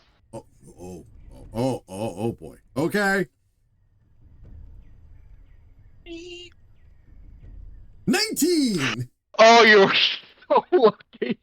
Look at that one. All things in balance. Of all the things to pass on is Arden. So, Desi, what you're feeling is not so much seeing it, but you are seeing it on his eyes. He has that blue flash, but there's a spiral of gold in it. Yeah. And what you feel from Arden is that same feeling he got when you saw yourself walk onto the ship. I'm gonna beeline to Arden and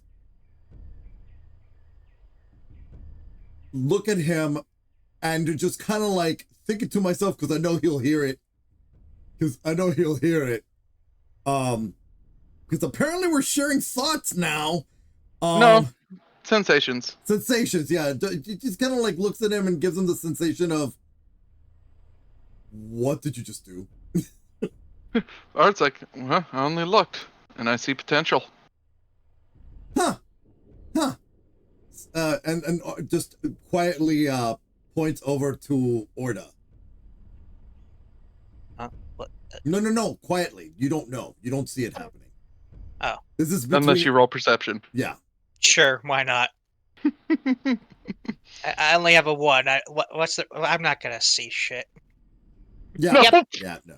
Yeah. Just too busy staring at that's a big ship. Yeah. That's a big ship that materialized out of nothing. What? Yeah. That ship came from nowhere. But yeah, no. Desi's like, so it just kind of like nods towards Orda, and it's kind of like, you're seeing potential in that one? Mm-hmm. Okay, I agree with the choice of taking that one. Very well. We'll make arrangements for it. Emperor's like, what? Arden just goes waves. Don't worry about it. It's not. No. Desi does the same thing at the same time. Whatever Arden does, just out of habit, because it's Arden's habit. Arden starts waving. Don't worry about it. Desi does the same thing. It says at the exact same time. Don't worry about it. It's planeswalker things. To the Emperor. Emperor's like, are they both planeswalkers? Yes. So is the elf, and possibly the new snake Arden man. Should get them. the feeling that Desi's been trying to get that one to stop saying the word planeswalker. Arden at this point actually doesn't care. He's like, yeah, that sums it up. Yeah. Desi will just shrug and be like, okay. If it doesn't bother you because he understands now because of that mind share thing, he now understands how dangerous the word planeswalker can be. So I don't. but yeah, you don't. But I'll use it willy-nilly until... It's hard to get that one to otherwise. not use Planeswalker this entire time. Or it's like, it actually doesn't matter at this point considering they're about to discover just how small their plane is compared to the rest of the multiverse. Because there's a thing called the multiverse. This is also true. There's a thing called the Spider-Verse. Walks over, grabs Liver. Come on! Oh, great, you're gonna get a lecture. I'm fine with that. That's what I was made for. Oh, okay. That and walks over to the door, Nope. picks up the door. He goes like, ah! Shakes door. It's in another plane. It doesn't work like that. I can make it work like that, and you know it! No!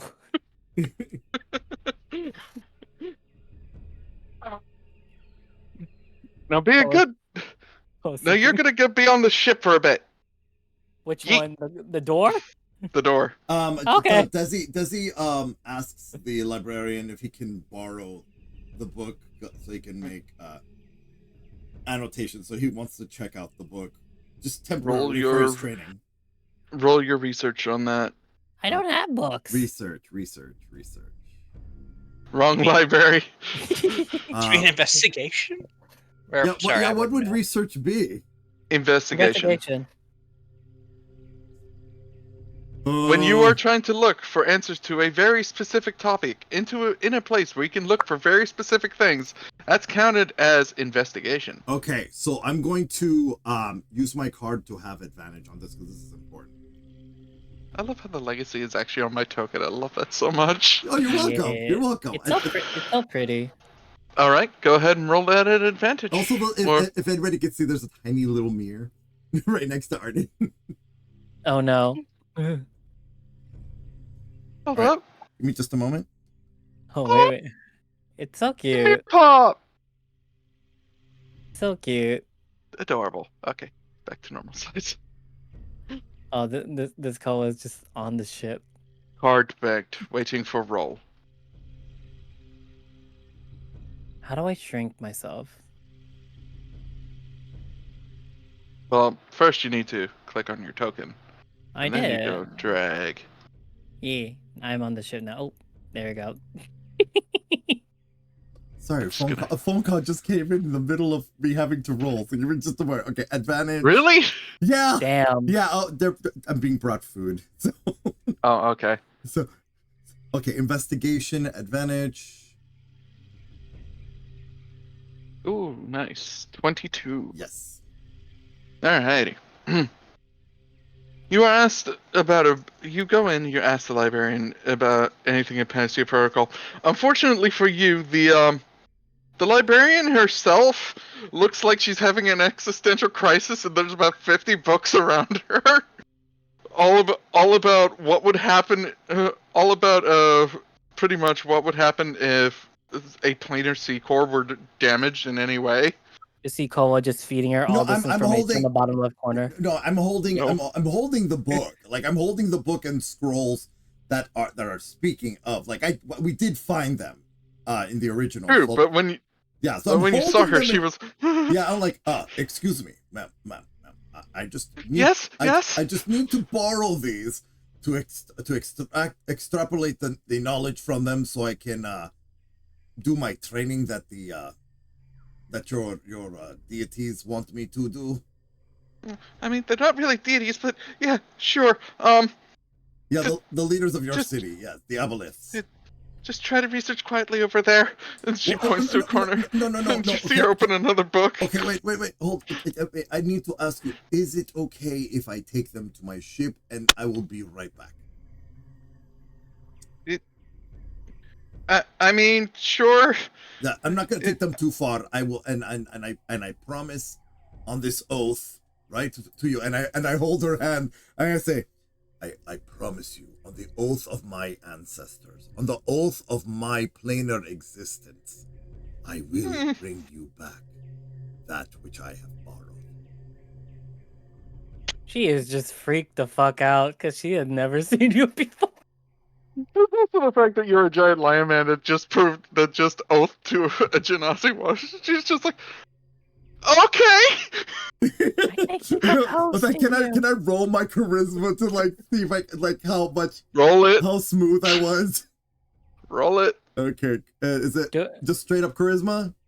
Mm-hmm. Okay, we're gonna take the regular number, or do I get advantage? Can I cause disadvantage? No, You cannot. You are not there. You're not here. You're asleep. No, library's still there and has access Library to is all my with spells. the Emperor. Desi just Dang Desi said their piece and then just ran inside to the library I went the to library of the library. city. Library's Dang not it. with me. That'd been funny, and the charisma check fails. Roll that charisma, Desi. I would not Straight find it. charisma. Okay, all right. That First one, number that then. That one. I'm 14. gonna. Yeah, it's gonna. Okay, yeah, 14. And she just sits there like, okay. turning a bit purple. And then as you leave, she pulls out a book on anatomy. Oh my god. Yes. Because Please Desi's don't- charisma is the kind do that not people simp. Ask the question. Do We know not- what she's looking for. We know No, already. We she's don't have to looking for it, ask. but she's not asking the question. We don't have to ask if we can look it up in the book. Okay. Anyways, All right. So and then I will head to the ship, to my room where I will scan the copies in. I will scan all these books in. as you are walking out with the books, you suddenly find that your forward momentum is going nowhere as you're suddenly being dragged backwards. Why? As you pass the whole group of people, and Arden is just there. Yoink! Come on, here we go. I was headed that way anyway, Arden. We're going to the Aboleth Chamber. But the research. Research can happen during training. Come on. You should have stayed up like I did. Not all of us can make a simulacrum library. I mean, I could make one. Well. No, can we not? Coolgan just does pat. We're gonna go to this screen for the everybody in the chamber. Library. No, don't pull any tokens out. Just disappear. Yeah. Library. We're just gonna, it's gonna be us in the chat in our little avatar box, and Yeah. It's just... So you met face to face with the Aboleths and the Chinasi Councilman. They were like, "How fair? Oh, well, we were expecting this." As the Emperor walks in behind everyone, along with the Lizardfolk delegation and the sages. Ganesh doesn't show up for some reason, and neither does Proserpia. It seems that neither of them are comfortable being submerged in water. So, as you enter the chamber, everything enters the chamber, the Emperor finally speaks up. "Oh, great beings of my past. We have words!" As he walks up, "So, what was the deal about changing our memories and having us murder the humans?" The Aboleths, not having expected to be called out in the middle of their own city, inside their own council, were looking at the Emperor like, all the Genasi are just like, ugh. And you just hear, like, the Fire, who's currently, like, in his own bubble, like, constantly steaming bubble underwater, just say, "Told you this would happen." We warned you. I cast enlarge on the Emperor, so he's a little bit bigger. He's now considered, I think, giant or large. Just large. He's considered large, so he's a little more. Only one, like, one category up. Yeah, just a little bit more, and project his image further. Wait, hold on. Koa's just doing all the pizzazz for the Emperor. Library is doing all the pizzazz. Library is doing all the pizzazz for the Emperor. Desi also adds enlarge to the Emperor, making him huge. Anybody else having a large spell you want to stack on this boy? I think we do. Do you guys have enlarge? Desi just did it. Library just did it. Naia just sits back and just shakes her head with a smirk and goes, "Oh, boys and their obsession with size." No, it's Desi just gives her a hard stare. It's like, look, it's fair, and we want him at equal footing with them, so that way they can't try and intimidate him. It's also a dick measuring competition at this point. For them. In political standards. For them, but not for me. I really could care less. I just think it's funny. Yeah, Melissa's staring at there like, for okay. me, this is the comedy of the situation. But yes, go ahead, entertain me. If Orda is able to, he's going to use shape water on his little dome, on the little bubble of water that's surrounding him to basically chill it. What bubble of water you're getting? You can breathe. You have water breathing while you're inside the city. Yeah. It gets cast on you when you enter through the gate. It's magical. We did not mention that. We didn't mention that. Right, yeah, we forgot to mention sorry. that. Yeah. But yeah, you can breathe That's underwater for 24 hours. Well, all right. Well, in that case, the water, at least he'll use some of the water that's surrounding him to create a thin sheen of ice. The Avalith is like, in our defense, the barrier was supposed to last pretty much forever. A power like that should not have been in the hands of mortals to begin with. The Emperor just goes off in them. And you think that sealing us away from you're our friends, people who we thought to be our friends, like that, was any sort of okay. You made me kill my best friend! Just project image of all the imagery and everything that happened. Desi's literally sitting there with a bucket of popcorn and sharing it with Naia. What's the level 2? Yeah. Naia is sitting there like Michael Jackson. We're just there entertained. We're just like there quiet, like, just like. And Library's doing all the work. No. Desi's just whispering, getting to the good part. The Atlas is just fiberglass, and the Emperor goes on. Now, to be fair, if it wasn't for the fact that we are on the edge of what I've been told is impending invasion from outside, the Avaliths still just curling in on themselves. The symbol appears on the. I wouldn't even. I would have declared war on you just for existing, for doing that to your own world. Arden's in the background, just like. A warfield shows up with the Aboleths and the elves fighting each other from the project image. Desi passes the bucket of popcorn over to Arden. You want? As Mountain and Colgan both get.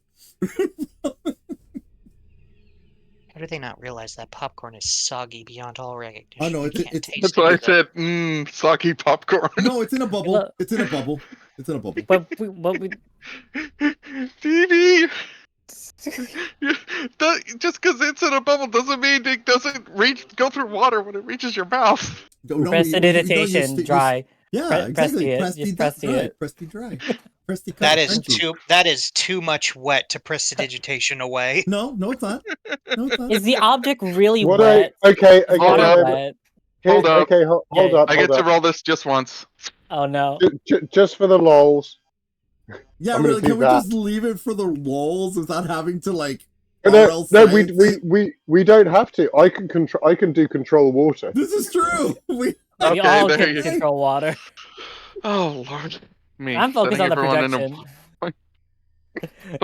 So Naia just creates this bubble around us. So pretty much, since I can't remember the rest of the speech for the life of me. Sorry. It's fine because I wasn't expecting him to give a speech, but apparently my brain goes, yeah, the Emperor would be still pissed in this situation. Oh yeah, he would. So pretty much you are there on the equivalent of a political reaming from the Emperor of Zyshon over to the Council of Abelis and the Genasi of Ixmaya. And all And- this projection showing to everybody of what's happening. With the added help the, of the projection. In the background, everyone can hear loud slurping noises from a silly straw in Desi's direction because Mountain is just sipping away at that aether ale. Oh, I also cast Thaumaturgy because I also have that too as a warlock on the Emperor's voice. It's booming voice. Yes. So more intimidation. And the Emperor finally ends it with and I ask you who started all this to begin with, what is your plan to fix it? As he's still saying to the Abelis, but the Abelis just going, we can't. We have long since lost the ability to traverse worlds. And as if on cue, you just hear from Arden. No, Desi does the same thing because for some reason they're in sync. Arden's face shows up on the projection. Arden gently pats Desi on the head. No, I got this. Right. No, go ahead. All you. I'm just. I might as well use all the spells. Desi releases the enlarge reduce concentration. Same here. Yeah, so now the Emperor is back to normal. And then I just do like what's it called? Projection. Koa's claw. I'm just doing a Koa's claw and just like a large, big bee's hand type thing for a platform for Arden. There we go. We're doing a lot of things. We might as well use the spells. I mean, might as well. Yeah. Might as well. I'm resummoning library later. Arden takes a moment to walk up next to the Emperor. If I may, I say the plan hasn't changed at all. Emperor's giving him the look of, what? As it turns out, I happen to be a Planeswalker. In short, and you see him, he pushes his hand to his chest and pulls out a bright star, so to speak. And it's just floating there in his hand. Projection on all the seats for people to see that. As like a zoom in. Wait, hold on. We're gonna do this. Let's be fair. And you see it. This is called a spark. I am one of the very few in the multiverse who can travel the worlds. As he puts it right back into his body, and this one is mine. I have also made it so that I can traverse the worlds with other people. And he motions out the window where you see just poignantly the legacy floating into view, and he goes, that ship can traverse the worlds with me. If you want, I request that the following people join me on an expedition to bring back the heart of Thai-Naboo. In the midst of the invasion, this could save your world, but I can't guarantee anything. Mostly because I have tried to give these people missions before, and they tend to go shopping randomly. He just gives a poignant stare to Desi and Naia specifically. Shows a projection of Desi and Naia shopping in the project image. So, what did he say right before he looked at us? I missed that. He called us out for shopping, Naia. For shopping, yeah. He called you out for shopping where you were supposed to be protecting a champion of a plane. It shows in the projection. And then he goes, but for all their faults, I trust these two with my life. They are part of my crew. I would also like to request the following. That the one who is the one whose simulacrum is currently standing with us, the library, as the one who is supposed to be here would call him. Yes. I want him on my ship. And I also want that guy. He points straight to Orda. And an image of Orda is shown on the Orda in the thin sheen of ice. It just sort of cracks a little. What? Out of everyone I've seen so far that has entered this chamber, he seems the most potential to help with the assistance, and he's a trusted member of your plane. I second the motion. more of the sheen cracks. And I would like him to join us so that we can have someone from your world who knows what stake is at hand for saving the heart of Thai-Naboo.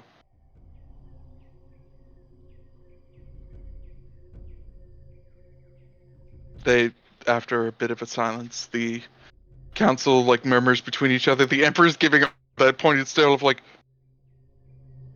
what? Great.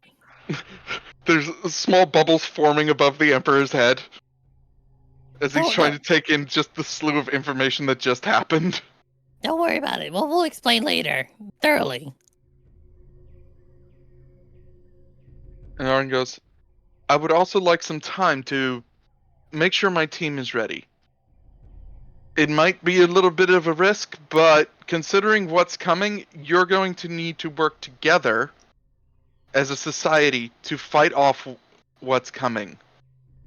And if Library, Yes? I'm giving you this one chance. Read my mind and show it to him. Okay! And I connect my mind with Arden and then project the image. Library does. Like a screen projector. In front of everybody. You see Thai-Naboo in skies, with the symbol of Phyrexia over it. Before that symbol becomes bigger and bigger, and the center becomes black as night. Before an entire city-sized claw bursts out, coming in and landing onto the plane. Black ichor pouring from it, along with you seeing everyone seeing a bunch of metallic flesh-type creatures.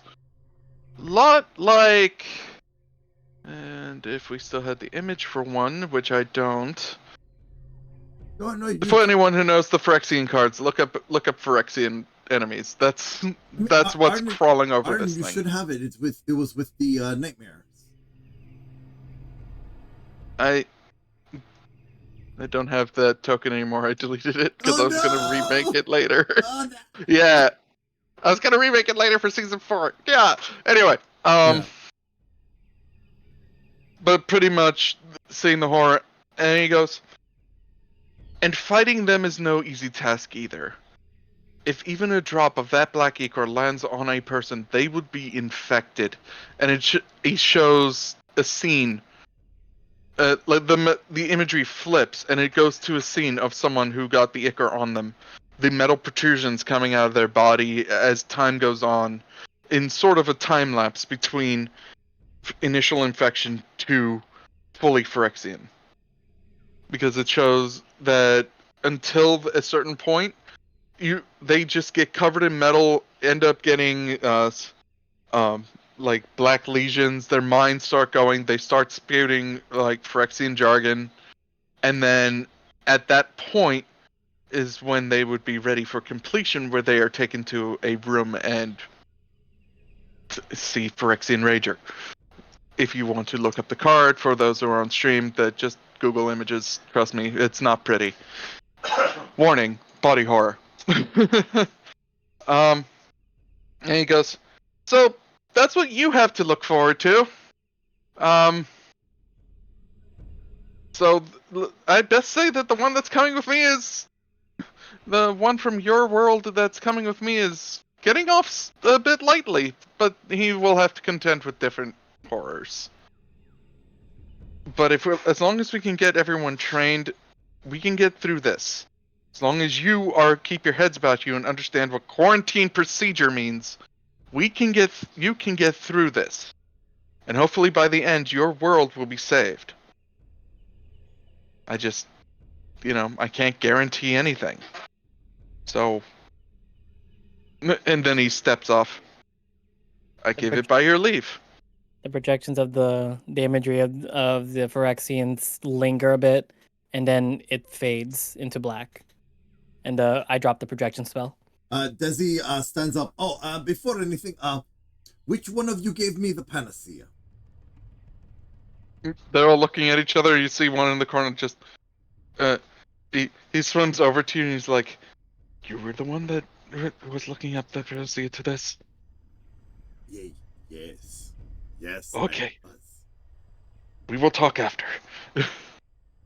No, I just wanted to say thank you, but yes, if you have any more information apart from these books and scrolls that I'm borrowing, temporarily, I would greatly appreciate all of that. He swims back to his podium. You can't tell whether or not he acknowledged your words or not. And they all have sort of like an internal discussion as you see a light bounce from each one of them. It's eerily quiet.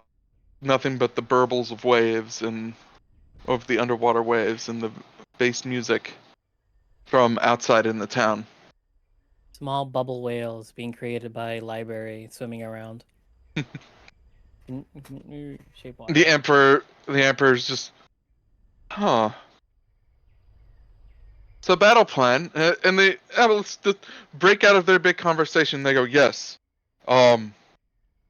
Arden, by your leave and by the council's decision, you are given right, provided consent is given by all. You are by given right and our leave to do what is necessary. Arden nods. Thank you. He looks at Orda. So, holding out a hand. Want to fly away on a ship? During the whole time when they were conversing, the thin sheen of ice basically had finally fallen away. Before I go with you, I need whatever information you can provide me in terms of combating these things. I need to prepare and make sure the White Scale Order is able to defend our people and the rest of the plane. Oh, yeah, for sure. Yeah, basically. Then he'll take the hand. Then he will take your hand and shake it. And All right. Arden will notice that the hand is very cold. Desi just walks up and just pats you very hard on the back. Welcome aboard. I'll see you in the med bay for your medical check. My what? It's part of the procedure. He means to double check you for make sure that you're all fit and healthy for what's about to happen next. Also, I need to scan you to make sure that we have a healthy record of you being healthy, so I know what to compare to. Because did you do that to Koa? Oh yes. Library just ships up. Oh, did you ever do that? Oh yes, very much so, and I'm gonna have to do it again because you keep changing. I mean, we're gonna change in a bit, like when we get this research done. I know, and much. Throughout that time, I shall be scanning you through every change. We have to document it. That way, no, I have to document it. You will have a copy of that information, so in case you need to, go back to it. You have a base of what your journey is in health. Okay. Right. Let's clear that. For science! Alright. Iron goes, cool, training. I think we're gonna take our leave. I believe Scribe's staying behind. Yes! Scribe's sitting there with a scroll that's waterproof and a quill. I've been writing this entire time. Library raises a hand. Koa also mentioned to me before we came outside, he wants to talk to the Aboleth when he wakes up. How long would this meeting have taken, technically? Well, considering the Emperor's tirade took up to about 30 to 45 minutes, and Arden's speech was literally about 10 minutes. Not long. He's trying to take a full rest, so that's like 4 hours. Yeah. So but we don't know. Yeah. I would say like about an hour has passed now. Yeah. Now I wish I had good training montage music in here. Sure. Yeah. Koa wants to speak with one of the Aboleths in like a few hours when he wakes up. Well, for just that. So I have a question, Arden, our storyteller. Is it okay if we go in a certain order? Because and I'm asking specifically for this order, so that way we can get the training montage, because I know what your sad mind is gonna entail. So I figured, we go in the order of Koa, Orda, Naia, then us? All right. So what we're gonna do is Koa here. Yeah. We're just gonna Koa library. Library. Yeah. Just Koa library. You said what was the order? Koa, Orda, Naia, Desi, and Arden. Because ours happens at the same time. Yep. And just put that there. Her there. Colgan down. And then these bloop, three are bloop, just bloop. gonna there. Just bloop them off. It's fine. No, we don't need them up on the screen Flip. All right. So in order from left to right, we'll start with Koa. So You have wait, 3 weeks worth of training Wait. building training Yeah. montage. So for your training montage, we're gonna start with you talking with the aboleths. Yep. So we're gonna quickly get into that moment. So you enter the aboleth chamber, where they pretty much you told them magical research, yes? Yes. So you enter the aboleth chamber for magical research. It Just is a something room. specific. No, not that first. Go ahead. Wants to say something. I don't think I told you this yet because I wanted to No. say it on stream.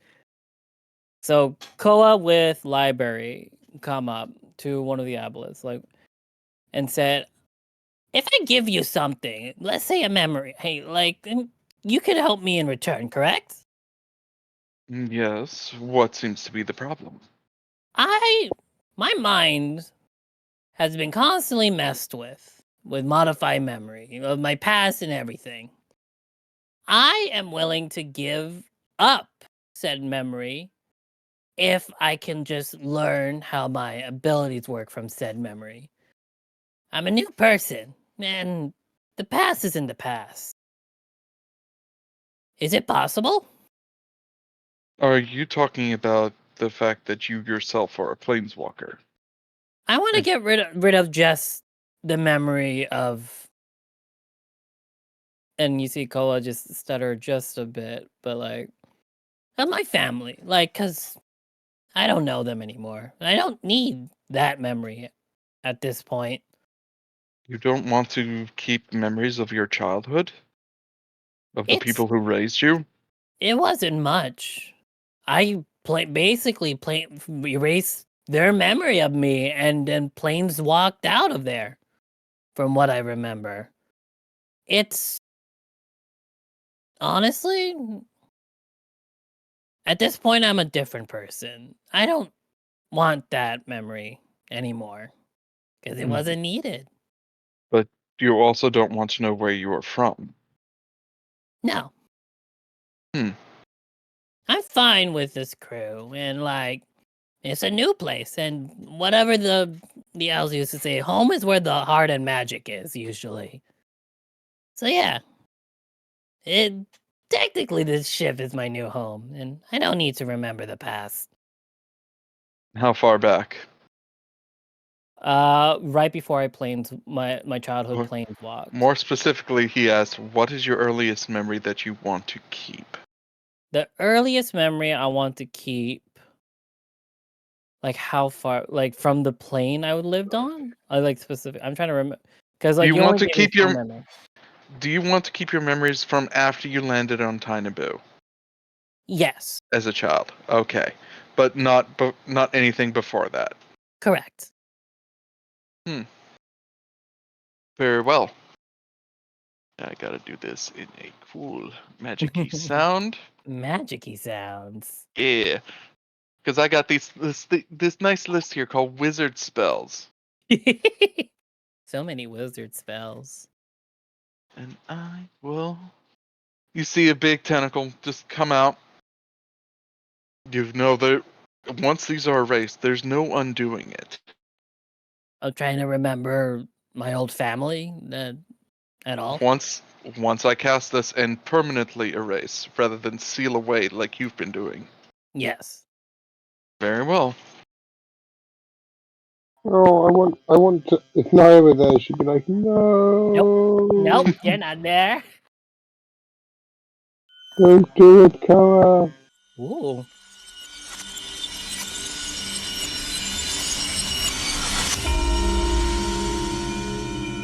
Your memories are who you are.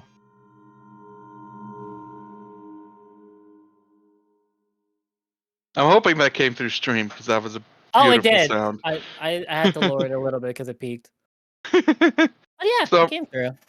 as the light flashes, you find that you can remember having a childhood on Thai-Naboo. I'm a child. you like, and you remember the ocean waves from when you were super young, the fact that you had a family who loved and cared for you, even though you were born a blue scale kobold. Yep. Because on Thai-Naboo, there was no such thing. So you were the first of what they saw as the new scale. It was great. It was wonderful. But you also remember them. They sent you off to who you called Auntie, who was this gentle turtle woman, and she said that your scales were bound for magic. Specifically, you were made to be a mage, and she was the one who taught you pretty much everything you knew about how to connect with the elements and your own emotions to pull off spells. There was no trauma from having erased your parents' memories. You knew who they were. They had names. They unfortunately passed away due to what is essentially Kobold version of age, aka they got fired out of a cannon when they displeased their captain. But well, that'll be different. No, I'm kidding. No, but they went off with a bang. yeah, they went off on an adventure and one day never came back. Sad, but it happens in life, especially when you're a kobold. Yeah. And then pretty much your memories from being with the auntie as you grew up in life, joining various crews, trying to help with being more of the elemental mage, but finding that you just don't have a knack for it. They say that you need to feel the breath of fire when you want to do fire things, or you need to be able to connect with that chill and that just the abrasiveness of the cold when you want to perform cold magic, but it just never clicked for you. More so than when you could connect with the waves and how emotions and thoughts connected. You did bid farewell to the Cluckin when you were their crew to actually start a life of adventure on land. They weren't terrible to you, although you still remember them giving you that silly nickname. Yeah. And from there, pretty much all your memories start to knit and refocus back into what you've been pretty much dealing with for most of your life. You also start remembering Hal's bullshit as well. Yeah. Ooh, And that feels it. all of the dates you went on, and every time afterwards he would erase your memory from anything you taught him. You remember all of that now. You remember how he pretty much treated you as a puppet, in a sense, because often he would say something that would lead you on an investigative chase, but it would always be to false clues and false leads. And all those people that you interrogated from those false clues and false leads were sent off to the Frozen Waste War. Yeah. We're all actually innocent people. Yeah. So now you have that trauma to deal with. Yep. But And apart from that, yeah. your memories have come back. And after And that, you do not remember having a childhood, and as far as you are concerned, you are a Thai-Naboo native. yep. So, enough for whatever I gave you. I need help with a spell. Oh. Specifically, one to take complete knowledge of what they known from the beginning. Like, let's say a person was a spellcaster before. I want to take that away from them. This is specifically towards the one who messed with my mind. I want to take his abilities away. And from what you taught me, from what I learned from you, you have the ability to go through their minds, correct? Mm-hmm. Is it possible to like basically sequester their abilities, class, and skill into a book that I could put somewhere? It would be possible. But it would take a lot and probably 2 of you to pull it off. And that's why I have library. And then I point to library. I've been thinking about it for quite a Just see while. library in the background. Hello. Hello. He goes, very well.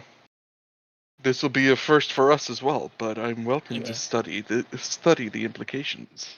Yes. Also, I'm probably gonna kind of want to transform back. I really, to be quite honest, I don't like being tall. It's You've weird. You don't have true polymorph? No, it's because like I don't have that yet. But like I want it to be permanent and can't be like removed.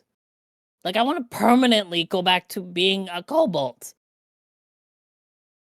Like I miss it. I miss being short. Feels weird to swim in this body. I don't have my fins. You just hear him cast sort of a spell over you. Ooh, that's loud. That's so loud, but it's so good. Okay, that was loud and satisfying at the same time, I'm not gonna lie. Okay, I'm gonna stop it there.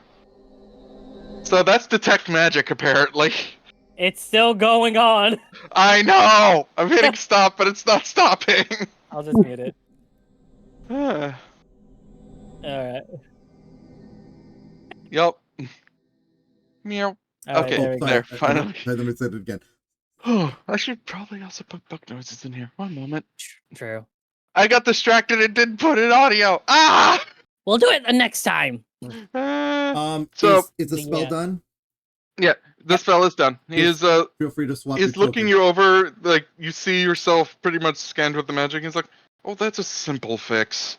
Yeah, And I look at my arms are still like my arms are now a little bit blackened where the skeletal arm is. I guess that stay there. I mean, and I look at my library and he looks exactly the same. Like, oh, okay, so we kept some things. No, well, he didn't cast a spell on you. He cast a scanning on you. You haven't changed just yet. I thought we changed immediate. No, he says, and now he says, now picture yourself clearly of how you wish to look inside your mind. Yes. He proceeds to read your mind and gets the image from that. He's like, all right, come with me, back room. This is gonna hurt. Yay! Wait. Back in the back room, spell gets cast. Kobold is screaming, and then he's back to normal. Yay! And we shall Can we show it? Yeah, we can now show it. Yeah. Yay! But like it's still I need to change libraries then. Oh. Wait, I thought No. Oh. Yeah. What was that? We never added libraries. Oh yeah. Wait, hold up. Yeah, we never added it's either. uploaded because I didn't know that library had a I didn't know that library had one. But but I did upload the token. Hold up, I think I sent it to you. I could just Well, no. If you go into PC images under Koa, it's there. There it is. I have it. There we go. Alrighty. Now drag your drop. Once you have that updated, drag yourself up for people to see. Remove. But like overall, the entirety of that is just spent doing multitudes of research, and then also talking to Arden about a few things in the interim of creating things. Arden! I need assistance. I just gotta put this here. Give me those weird chords. And I'm going to while we're doing this, I'm gonna look for the thingies. Yeah. So while you're asking, you're mid training, you're just realizing, oh wait, I need help from the artificer. One moment.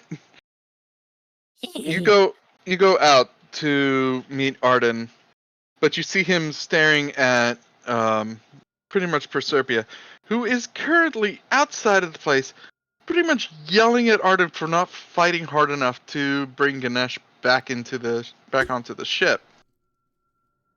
Arden is giving her like this crossed-arm deadpan stare, but you are hearing her go off, and it is like the thing she's saying is not pretty. Like how without him we won't be as strong. Without me around, and if he can't stick around, I'm not sticking around, and you're not, and you can't do crap without me, so on and so forth. Oh. And he's staring at her. At one point during, you see him put his thumb to his lips, like he's chewing on his claw. And after her tirade is done, he goes, "Are you done?" She's like, "Oh, I can go more." And he's like, "Very well. But if you're gonna go more, first let's start with this." An immediate snap. You see her companions who were standing next to her, all bristled up in full protection. All of them constructs. All of them fall apart instantaneously. Her scanning device that was in her hair like a beret shatters. Her gauntlets break apart, and whatever armor she had starts to like fizzle and crack. And he goes, "Before you can yell at me again, you are now tasked with fixing or rebuilding all of your artifice from scratch. And I will be taking you home. Whatever you can build on your own, without assistance from me, anyone on the crew, or the lab on my ship, you get to keep. Until then," you see he waves, and the hand that he's waving with glows with a blue and white light as all the pieces float up. And he takes a bag and they all float into them and closes it. "Till then, I'm keeping all this. Until you can prove to me that you are as pivotal to this crew as you say you are. If you can prove that before we get to take you home, taking the KWC home, and by extension you, then I'll let you stay on the crew. But good luck, because I'm not giving you any more help." And he starts walking away.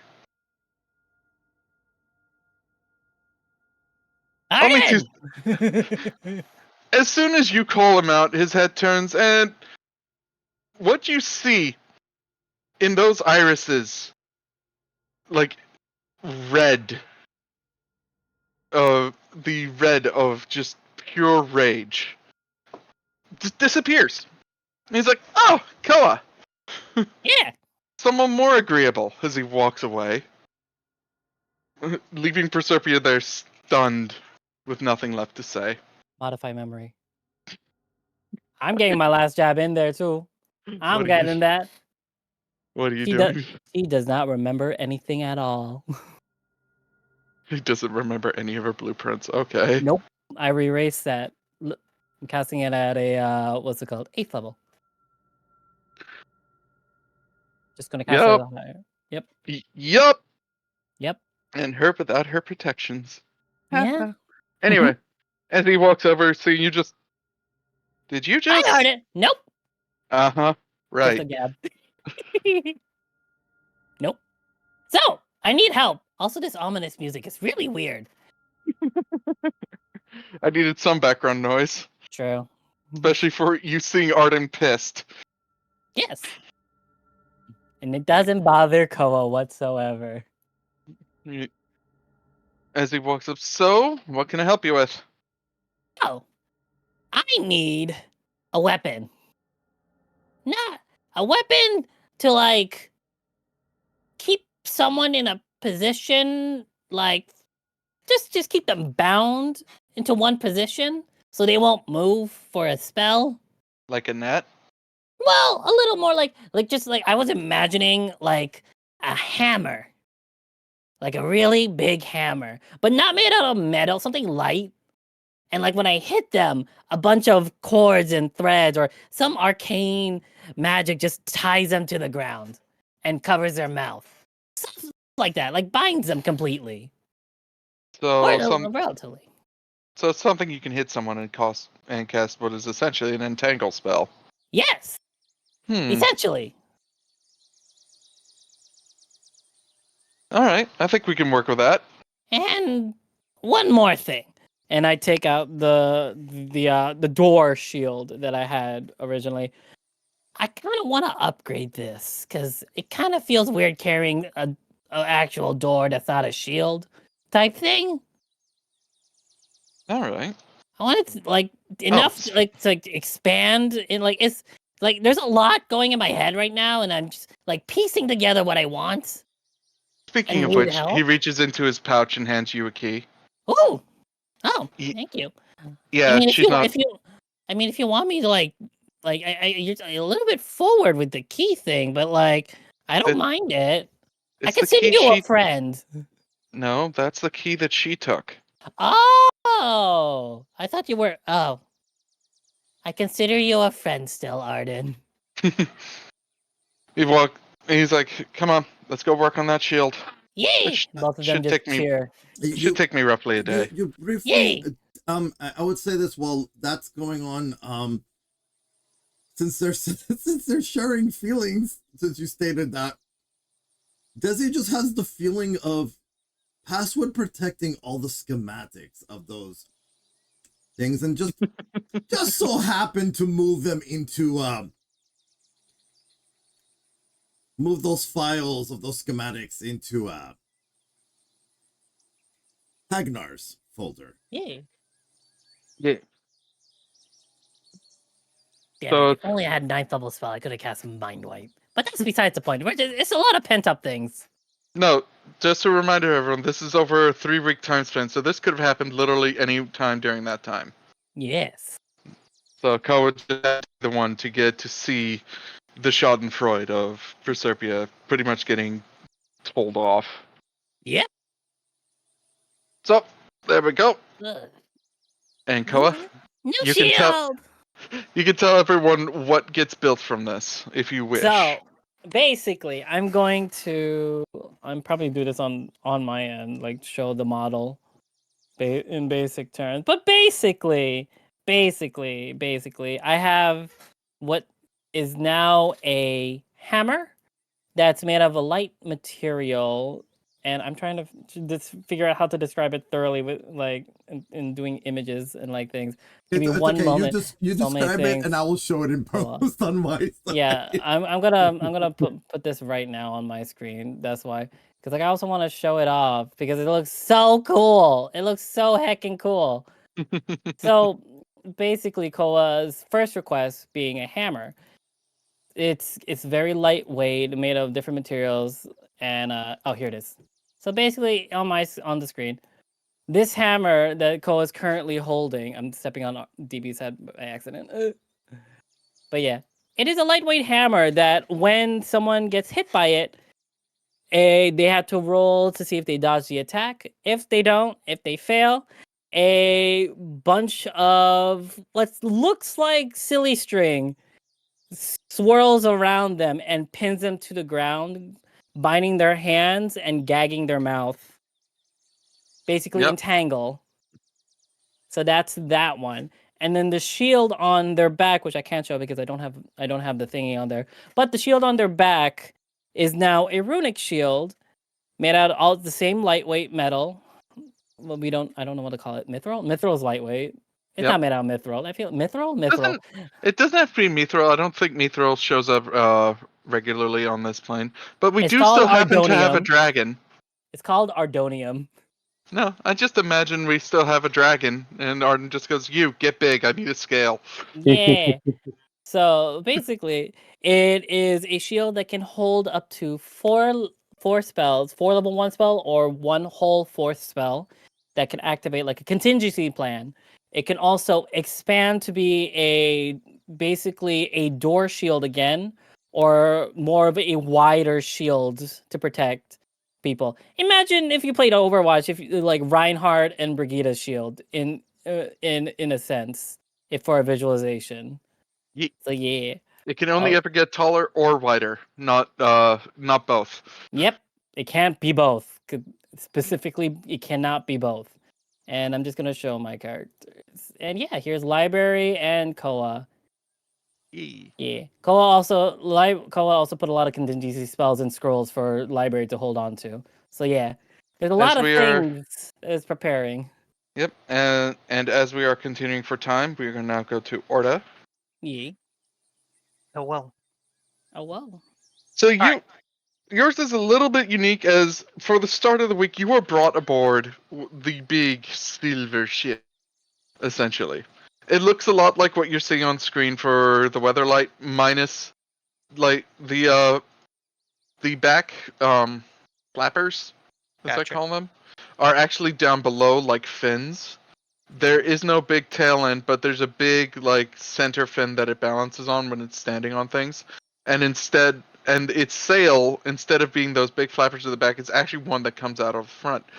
But as Arden's describing it to you, because it's currently not out, it's really in fly mode, so it's just hovering there, like right next to the city as you climb aboard it, with pretty much Arden giving you a quick tour.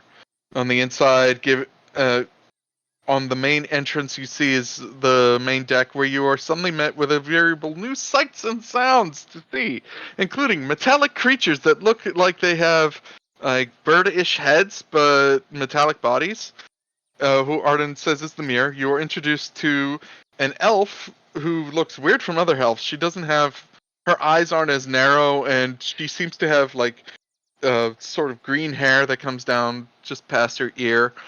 You meet another creature that looks like he's made of stone, who just seems to be talking in your head whenever they're talking. And you also meet, you meet Seer. And there's no better way to describe Seer other than when you meet this creature, at first he is a tall, hulking, lanky, Wendigo-esque style creature with a head that's made out of a deer skull. But as soon as he sees you, he becomes a lengthy Wendigo-esque like creature with a deer skull that just no legs no more. Huh.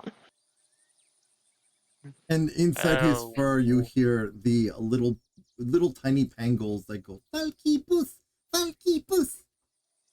Little tiny squeaks from Pangolins. There's this creature that jumps on Arden that looks like it has looks like a lizard style creature, but is clearly like a child in your eyes.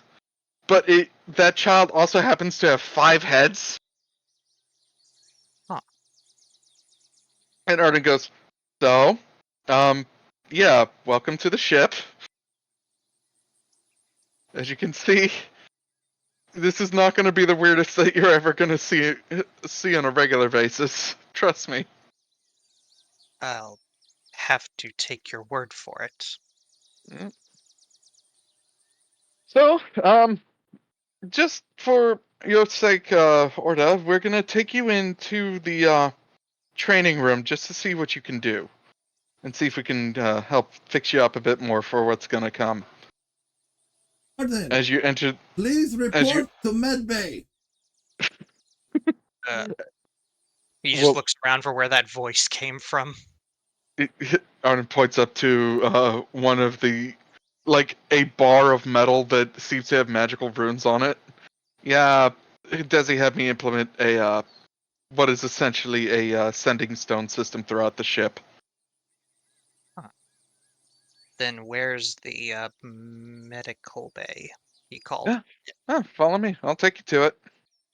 All right. Tana's like, "Are we picking up another stray?" Arden goes, "Well, one of the strays just got conscripted to the military, and the other one decided she didn't want to be part of our crew anymore. So, yeah, I had to. I'm grabbing what I can get."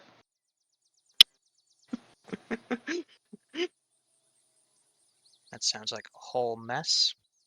Yeah, it's probably for the better. I guess Anyway. after I show you what I can do, I'll need your whatever information you have on this invading force, because immediately when you brought up the whole getting that touched by that inky black blood, my first thought was, can it be frozen? Arden thinks for a second. He goes, "You know what? I don't think anyone's ever tried freezing it. Everyone's always thought to burn it because it burns nice and blue, but hey, if we could freeze it." He starts mumbling and thinking, and just thinking out loud while he's walking, and you follow him. You hit to the med bay where Desi is there. We are not preserving prisoners. And you're seeing, like, he's there, and there's like 9 smaller versions, about 3 inches in height. Yeah. Of the metallic creatures that have been walking around across the entire ship, just lined up and with various devices. Okay. He sort of looks at them like wondering, is this supposed to hurt? No, not if you don't. As long as you don't move, you'll be fine. Arden, what you also notice, you get as you enter, Arden is back at the door. Good luck. Closes door. No. Arden. You see, as Arden Not my goes job! away, Not my monkey! as Arden goes away, the long piece of Arden's scarf that's just hanging, Desi quickly grabs it, yoinks it. I need you to sign that, and that for the transfer of the paperwork. Fine. Paperwork. You were the one that, somehow wibbly wobblied my brain to do a transfer, so yeah. Transfer of ownership. Just needs that signature. Remind me later to fix that. Nobody should have me in their head for any longer than you've been dealing with. Look, you've also been in my head, so yeah. It's fine. Let's just leave it alone. It'll be fine. It'll work itself out. You proceed through the medical checkups. You were I will introduced... say that while Desi is giving Orda his medical checkup, he'll notice that his temperature is like way below what he would what most people might consider healthy. Like, you're kind of wondering, do you have a cold or something? No, Desi, when Desi's scanning you with scanner, they're taking your measurements. They're basically making a baseline. So it's not like judging you versus other biological beings. By their baseline, this snake's blood should be ice. Yeah, and that's the baseline. So that would still be surprising and very concerning to any medical professional. No, because at this point, with you in Desi's head and everything Desi's experienced, nothing is surprising anymore. It's just, oh no, that's just depressing. I've made everything boring.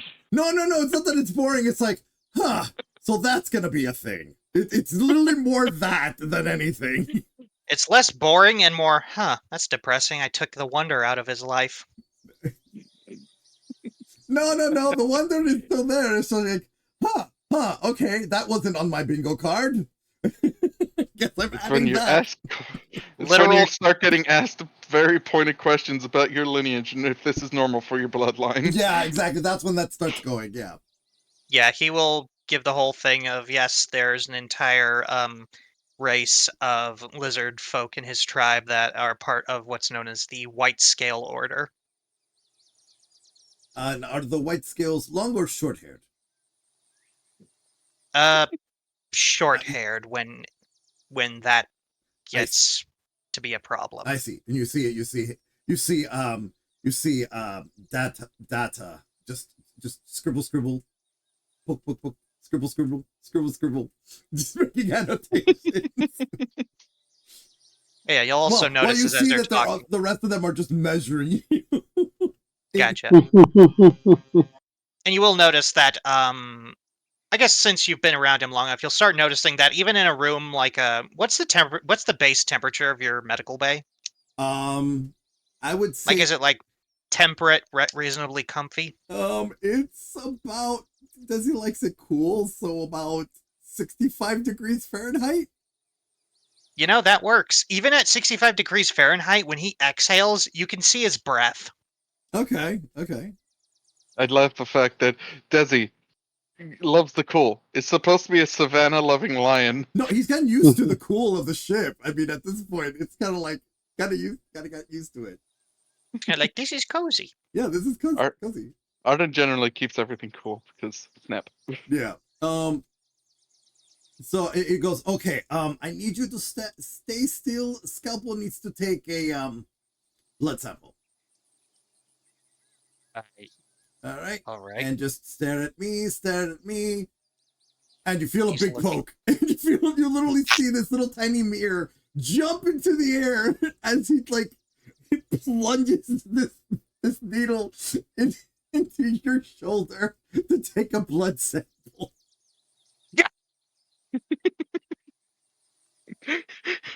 That's why Arden said, "Good luck."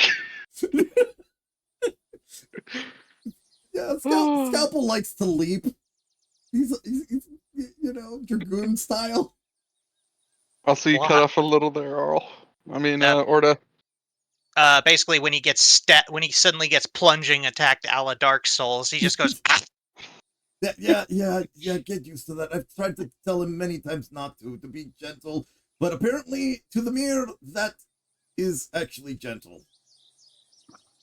So Rich just signs. Just grow metal skin. That should make our gentleness seem gentle. You see Data arguing back with Scalpel saying they're organic. They can't. It's just Not our problem. arguing. You see this little sign language type battle between the two of them. Just arguing. Why do I feel like they're going to be discussing the weirdness of this snake's blood? No, it's not that. They're arguing about their bedside manner. Oh. I mean, they'll be discussing that, obviously. Oh, but yes, that's during while they're going over the notes later. Yeah, that's related. But right now, it's more of you need better bedside manner. You need to stay out of my business, like that kind of thing. Yeah. Excuse me, who's the one that handles the needles? I think I know what I'm doing. He says as he drops from a perch, a la Assassin's Creed, to take up someone's blood. Pretty much. Yeah. Oh, sees all of this and just walks away slowly. The eagle screams like.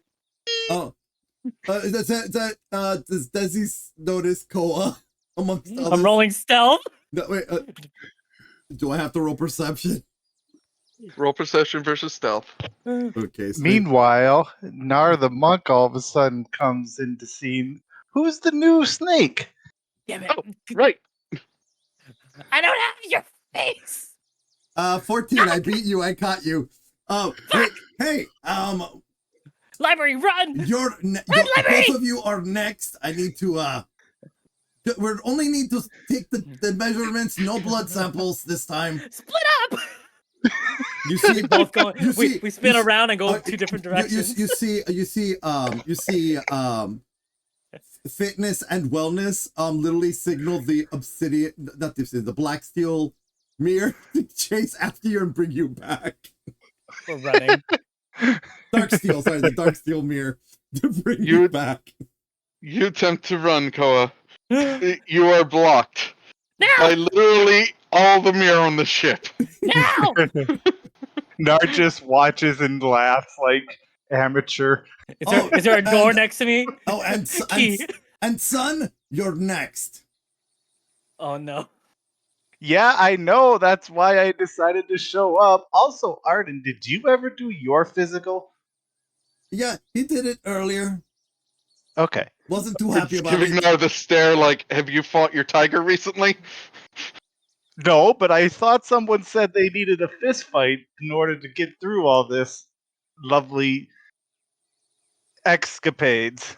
You see Koa scratching up a wall trying to find it. We will. This all starts happening in the You background. and Library are picked up by Ramses, but we're cutting into Orda's time. Yeah, that's what I was saying. Right, Let's continue. Anyway, back to Orda, you go through medical. At which point you were directed to physical, pretty much the physical training area where Arden does bring Gnar in. Pretty much to have a light sparring match to see what you can do. Where, at least physically, and if I recall physically, you weren't that much of a slouch either. Are you talking to Orda or Gnar? I'm talking to Orda. Okay. Yeah, dex-wise, he's a pretty slippery dude. Yeah. At which point, afterwards, you're taken to what looks like to be a room made of ash. And Arden just mumbles something about needing to fix the Tesseract room at some point, but he says, alright, let's see what your magical prowess is. Throw the biggest thing you can out into the void. Alright.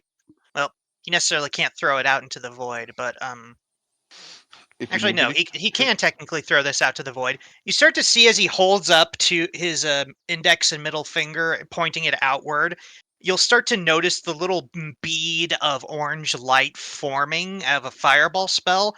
and then something weird happens. You see it like sort of flash freeze, shoot outward, and then explode and explode outward in like a plume of indigo colored light. And where the impact is, you'll see like bits of ice and frost. And I casted Fireball at 8th level. Nice. So Arden does a quick nod. You're gonna see your sheet move for a second because I gotta look something up. Yeah. All right. He's looking. He sees all of this happen and goes, Hey Desi, I'm gonna need to give have Scalpel give me a part of that blood. I will send it with Obsidian 12.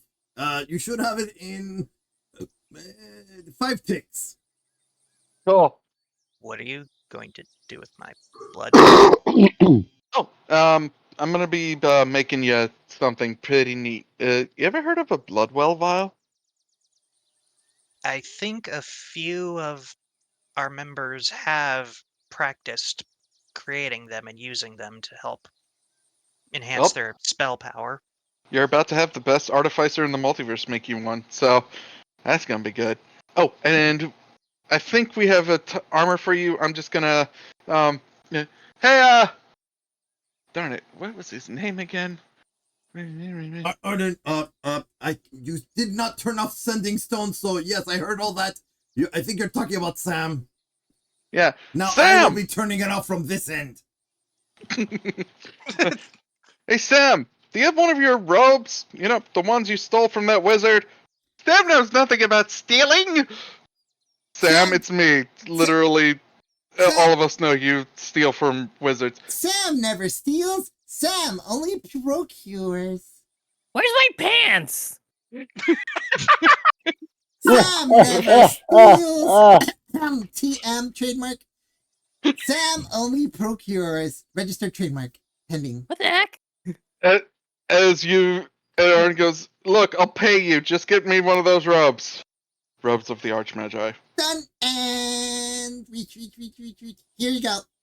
So, what you see coming into the room is a ball with an eye and lots of tentacles. The ball is white, looks like it's bloodshot, and it's carrying what looks like to be a briefcase and sets it down next to Arden, and Arden reaches into his pocket, pulling out a length of what looks like silver, about 5 inches across, and hands it to him. There you go. That should be more than enough platinum. And Sam, thanks you for your for your payment. I go now. Yep. Give me back my pants, Sam! Sam doesn't steal. Sam only procures. He hands you the briefcase. Yes, go ahead, open. It's You'll for you. open it. Chink. Inside is a robe that's just laden. You don't even need to have used detect magic. You could taste the magic from this thing. I mean, yeah, There you being a go. sorcerer, I think he can feel the weave, as it were. Yeah. Literally the mana just leaking off it. And he goes, there. Just give me a couple of weeks, I'll get your blood vial going. Until then, if you seem capable enough, feel free to hang around the ship, go and do what you want. All right. Again, I'll and your for information your about these yep, Phyrexians. right. Oh, he reaches to the button or to the sending stone and goes, Ramses, yeah, can you get everything about Phyrexian and Mirrodin from the Matrix? Yeah, just as. Yep. Okay. All right. You will have that for your research and to pass along. Thank you. Roughly within the few weeks, within like a day or two, you see the hulking version of all these robots. Note, all of these constructs have been about 3 feet in height. Ramses is about 6 to 7 feet in height, and looked like he was built for combat. but he comes in with about 5 different volumes of books and hands it to you. Well, the first one reading Mir, a History. This will be handy. And So- for the remainder of his time, training wise, he will be making sure to get as much information as he can sent back to his tribe, and possible combat tactics in order to defend. He'll make mention that there was Arden, according to Arden, that no one's ever tried to freeze the black ichor blood-like stuff to keep it from progressing or landing on anyone. So, but a surefire way to halt its progression is fire, heat. Definitely fire. Yep, and there we go. Now we move on to Naia. For Naia's RP experience training, how has she been spending these 3 weeks while she gave notes to Arden on what he would want to, she would want him to build for her? Probably a fair bit of meditation. Making sure everybody's got like meditation, doing the cooking. So the question is, where would the meditation take place? Well, since the legacy's here, initially probably in her room, but she'd probably spread out to doing it at various different places. So you will hear a conversation going on the ship, not a couple doors down from your room, as Arden asks Desi, "Hey, Desi, I need your opinion on something." Yeah, sure. What is it? Well, come on, we're going in my room. Okay. Door opening noise, and he goes, "So, component A, component B, oh, and here are the blueprints."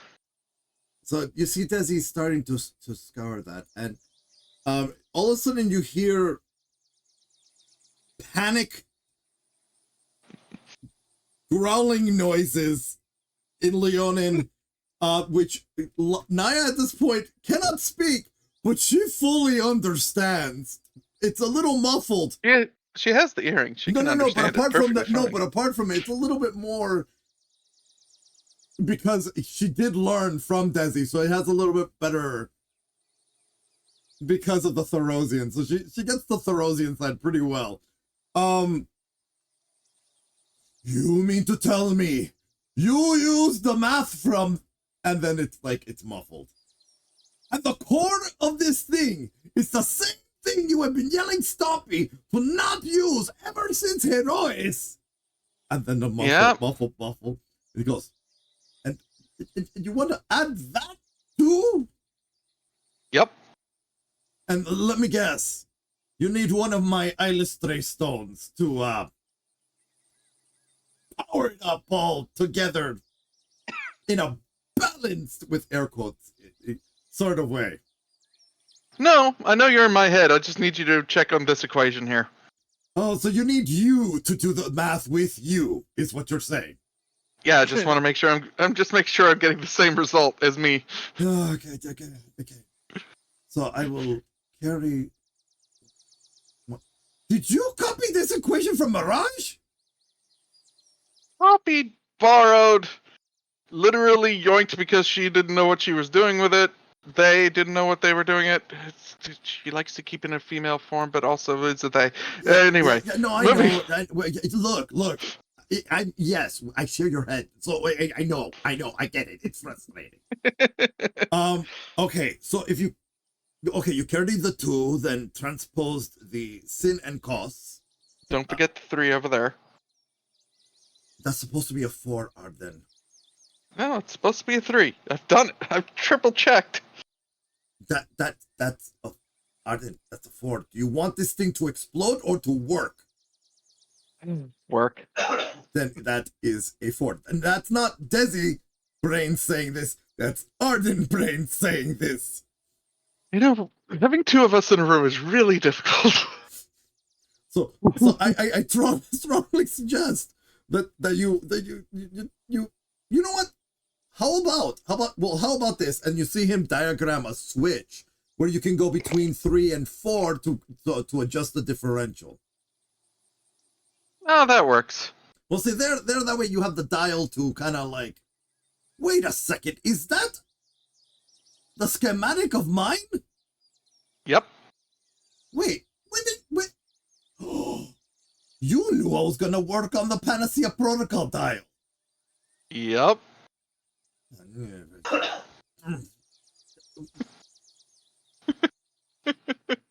I mean, to be fair. Oh, also, did you get the vial from Obsidian 12? Yep. Okay. All right. I'm gonna need that as an anchor to help make our good little sorcerer buddy a lot stronger. Yeah. By the way, did you know that that cold temperature apparently is normal for them? That's considered quote unquote outward warm. Gives me plenty of ideas, but moving forward. Yeah. So okay. I see. Wait, are you? Why is that the blade, Arden? Why is that the blade? And your part. The only thing. Wait, Arden, you're going to break my brain and my soul. Why are you using Ardinium as the core? Don't worry about it. Why are you adding literal chunk of reality? Don't worry about it. Let's just say if I use this thing let's just say I use this thing on that big tree that's gonna break through reality. You know what? Knowing you're going to do this anyway. You're just again bouncing off yourself. Yep. In the way you would say it, why not? Okay. Project the image, another Arden saying, "Yep," and I walk away. Why not? I think one of your patients are getting away.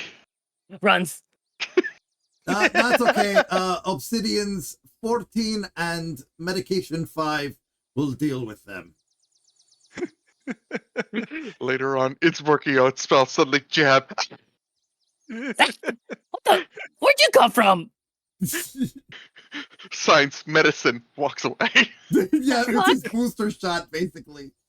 Polymorph. Into bird. Wow. That's my response.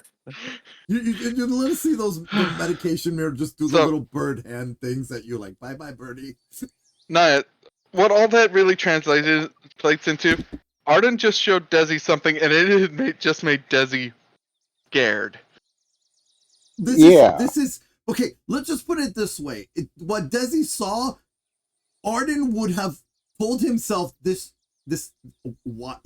Why did you divide by 0 to the 99th infinity power? I'm sorry, the math was not just to divide by 0, but to divide by 0 multiplied by I. Yeah. No. And also, there was a note on your schematic. I'm Arden. No. What was it? It was the license to say I can do what I want. So there. Pretty much. No, it simply just says the word dibs. Dibs, yeah. Yeah. And then so they bounce also the idea of like and all the math for the Panacea Protocol dial to be added to Desi's gunblade.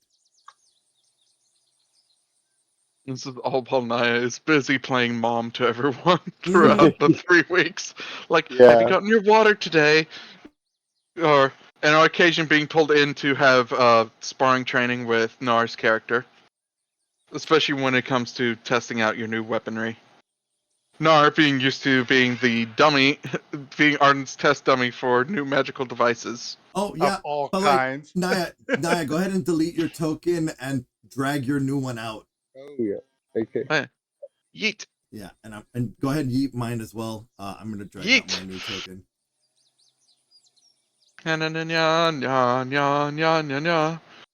You have leveled up. We It's leveled up. totally. It's okay though No, because not literally, Koa.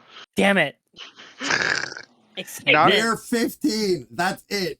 You're just gonna have to deal with that. Nar and Nar has been totally content with not having to deal with all the mind Oh yeah. Oh yeah. chaos. By the way, yeah, everyone, that's Naia's Oh my glow god. up. I did. I did, Arden, with your permission. I did add one homebrew spell that I found in one of the in one of the lists in my little app onto my sheet. Let me have a quick look, and I'll tell you It yes or is no. it is called Moonfall. Yeah. It is a level. It's It is a level 8 spell, and it is Naia throwing a planet. so while you're doing that, Desi and Gnar are sparring. Sure, keep. Wait, hold on. So yeah, Desi and Gnar are sparring, and Desi is like, okay, all right, now I really need to test this blade. So, son, I'm sorry if I cut you, but trust me, I can fix it. And so you are you wanting me to actually take a hit here? No, he actually hit. Yes, technically, but he accidentally. He's like, if I do it, it's not malicious. And you see Desi, swings his gun blade like a sword, and just grazes you where you're cut, like lightly cut. And he goes, okay, now I need you to stand. Okay, I need you to stand back about 6 feet. Ow! Just, son, I'll fix it. Trust me. And just stand right. Your father is a doctor. Just listen to me. Stand right over there, and then you see Desi just lifts his gun blade as he pats the side of it, releasing the damage, the normal damage wheel, as the colors, the blue color of that was like for the damage just drains, and then he spins a smaller dial, and everything that was once blue turns red. All right, this is not gonna hurt me at all. Just stand right there. As Nar's knees are shaking suddenly, like as Desi, I cast shield on Gnar. No, I'm you're not there. You're not there. I'm everywhere. No, you're not there. This is a private match because this is something between father and son. So, now mind you, they forgot to turn off the sending stone, so everybody is hearing this conversation. And now I want to see it. No, mind you, no, you're not there, but everybody can hear what's going on. All right, in 3, and everybody can hear the click, click, click, click of the dial, and then they whoom, and then Does it give me a D6 roll? Oh, right, yes, right. Let's see how much. I mean, again, it's a light wound. Oh, this is how roll that attack 4. Yeah. Now, mind you, okay. So then Desi aims at Gnar, and he's like, "Don't move. Just trust me." And he fires 35 healing at Gnar. So Gnar, you hear a loud ass bang as you are peppered by something. It feels like it feels like you're fighting another monk and they are just constantly punching you in the chest for what is the grand span of 6 seconds. Afterwards, you feel completely fine. Thanks, son. Thanks, son. It worked. I love it. That's great. I can't wait for you to meet your grandfather and your uncles and aunts. If they're anything like you, this is going to be a nightmare. Oh no, relationship. I'm the nice one. That's what I'm talking about. No, have you ever heard of Spartan training? Yeah, your aunts and uncles are gonna take you through it as your rite of passage. Well, it can't be any worse than Arden's training. No, You see flashback Desi to Desi's flashbacking. flashback to Arden's training. A constant sit in front of a lecture board, followed by being thrown into a room with a random device and a very angry tiger. Yes. You have built a rapport with this tiger, but every time the tiger now thinks that it's inside that training room, it is fighting you. Because that's just what we do now. No, We just fight each other. Naia, you hear this basically in the quote unquote loudspeaker, just this gun going off at your adoptive son. What essentially is your adoptive son. And you hear Desi go, that's great, it worked. Now just kind of closes her eyes briefly, and she's just like, I can't. no, not dealing with this. Wait, and then you hear, I can't wait to use this on your mom.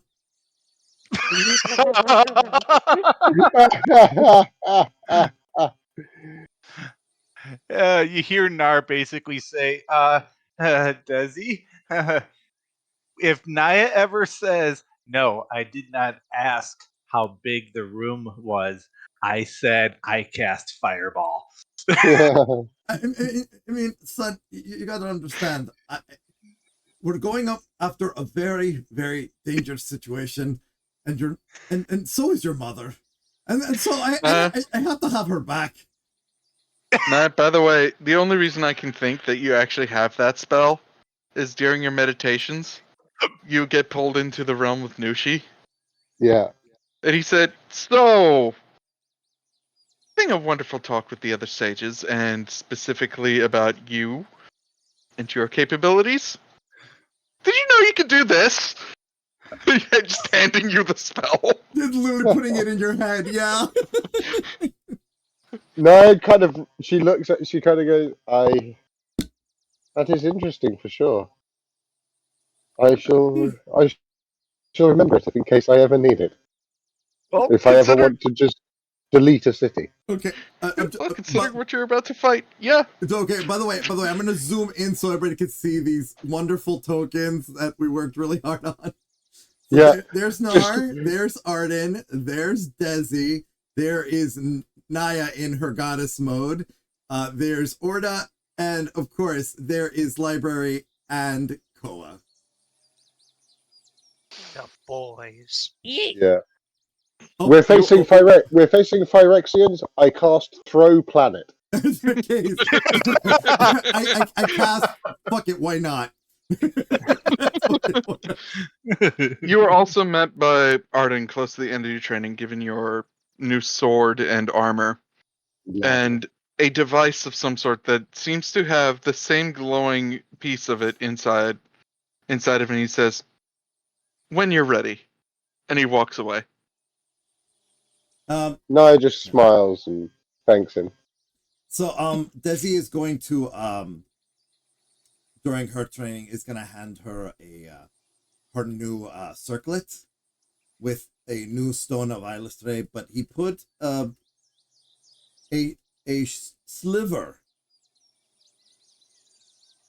of the panacea behind the moonstone. And said, hey, since you're gonna be fighting people like your mom in my place, that, you know what, wear it for good luck. Also, this is the only, I think this is gonna be weird, but I think this is gonna be the one time I'm gonna say this. I go ahead and make a cult. We don't have a moon.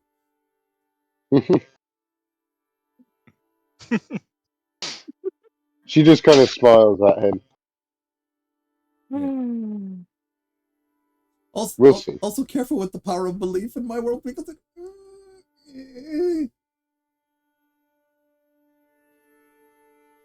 I will do what I can. Do what we must to stop this. I You see Desi now in tears as he like reaches to just like, I want to gather everyone together before we leave. I need to say my piece. And so we all go. Sorry. And I'm assuming you're gathering them on the bridge. It's on the bridge, yeah, and I give them all a glass. Kind of like we're gonna toast to this travel with Tana and everyone and our old tokens. Immediate. A moment. Deet. Gonna put all the NPCs together. Yeah. The players together. This is the part where I'm going to do the whole goodbye to the KWC and Karg and Baja and wrap that all nicely. And this is when I beat up this NPC right here specifically. He's not there. He's there in my heart. He's there in your heart. Oh yeah, we gotta get rid of this. Yeah, there we go. All right. Let me pull out Desi.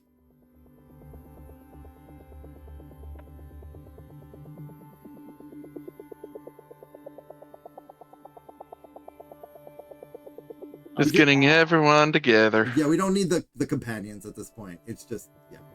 Oh, no, they're there. Yeah, they're there, but we just need the people. Library's a person. No, you don't understand. The companions like Colgan. I know what you mean, DB. I'm just teasing you. Yeah. All right. Gnar just pats Koa on the top of the head. Right. Yeah. Arden's got Piotr on his head. Yeah. So Desi and Desi walks over to the KWC and says, I know that we've had amazing shenanigans together, and you have made such an amazing bar inside. Well, of course, Stompy is best leader. Yeah, of course, Stompy. All for the great Silver Dragon. What Please is Silver stop calling me Dragon? that. What is Silver Dragon? They're talking about me, Koa. I know. I've talked to them. And then you see the KWC just raise their glasses.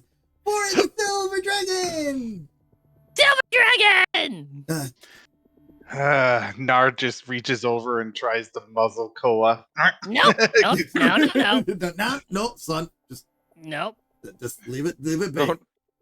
Don't muzzle him unless you want to be polymorphed. Yeah. They leave those two alone, pointing to both Koa and Library. You see the polymorph just ready in Library's hand.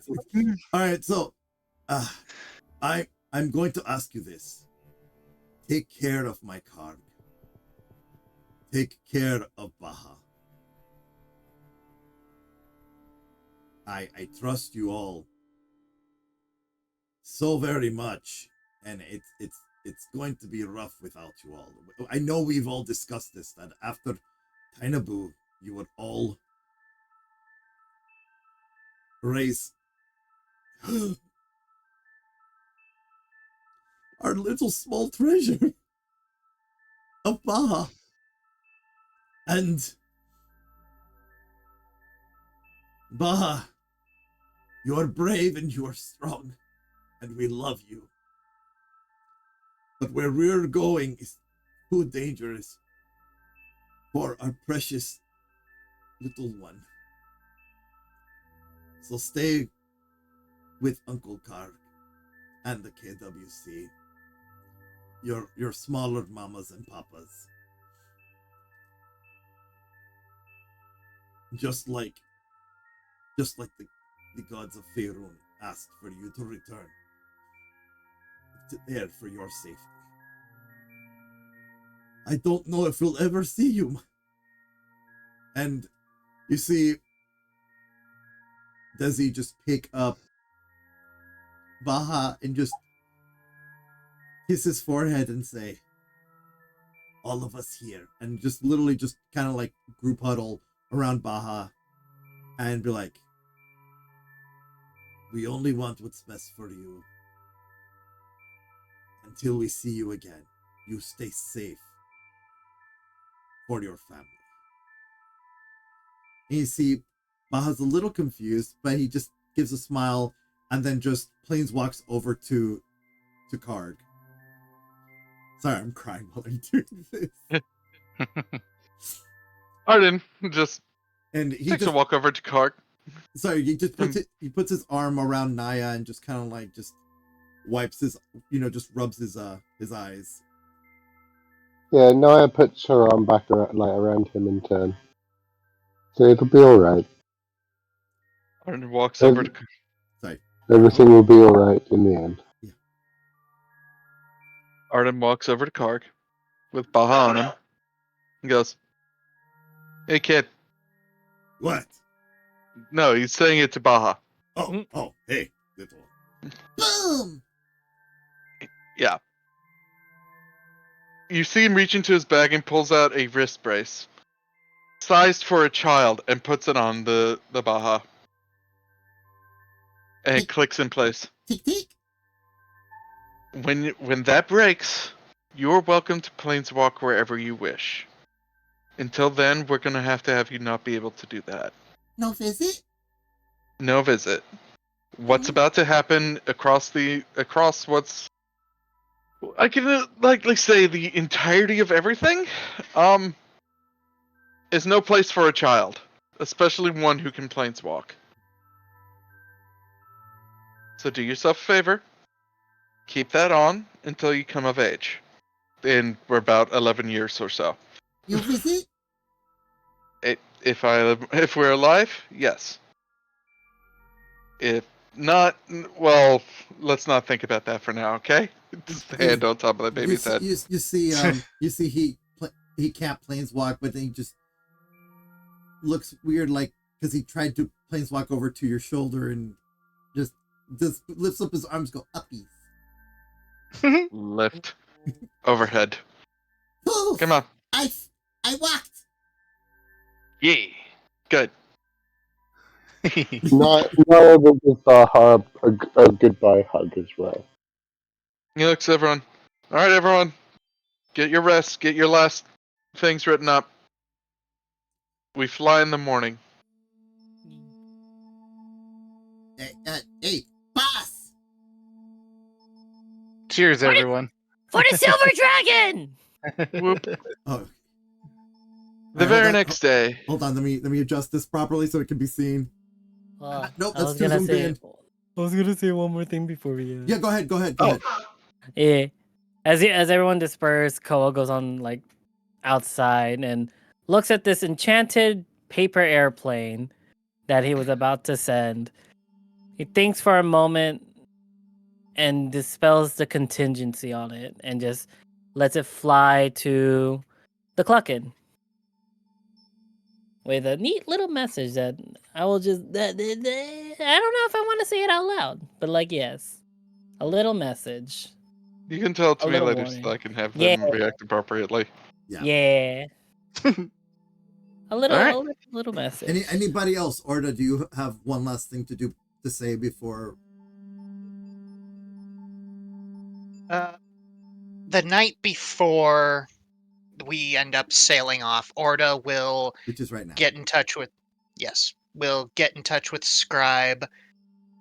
Make sure to give him the last bit of information that he wrote up for the tribe, as well as a letter to let them know that he's not sure. This thing seems like it's going to be extremely dangerous. He isn't sure if he's going to come back or if he'll make it back at all.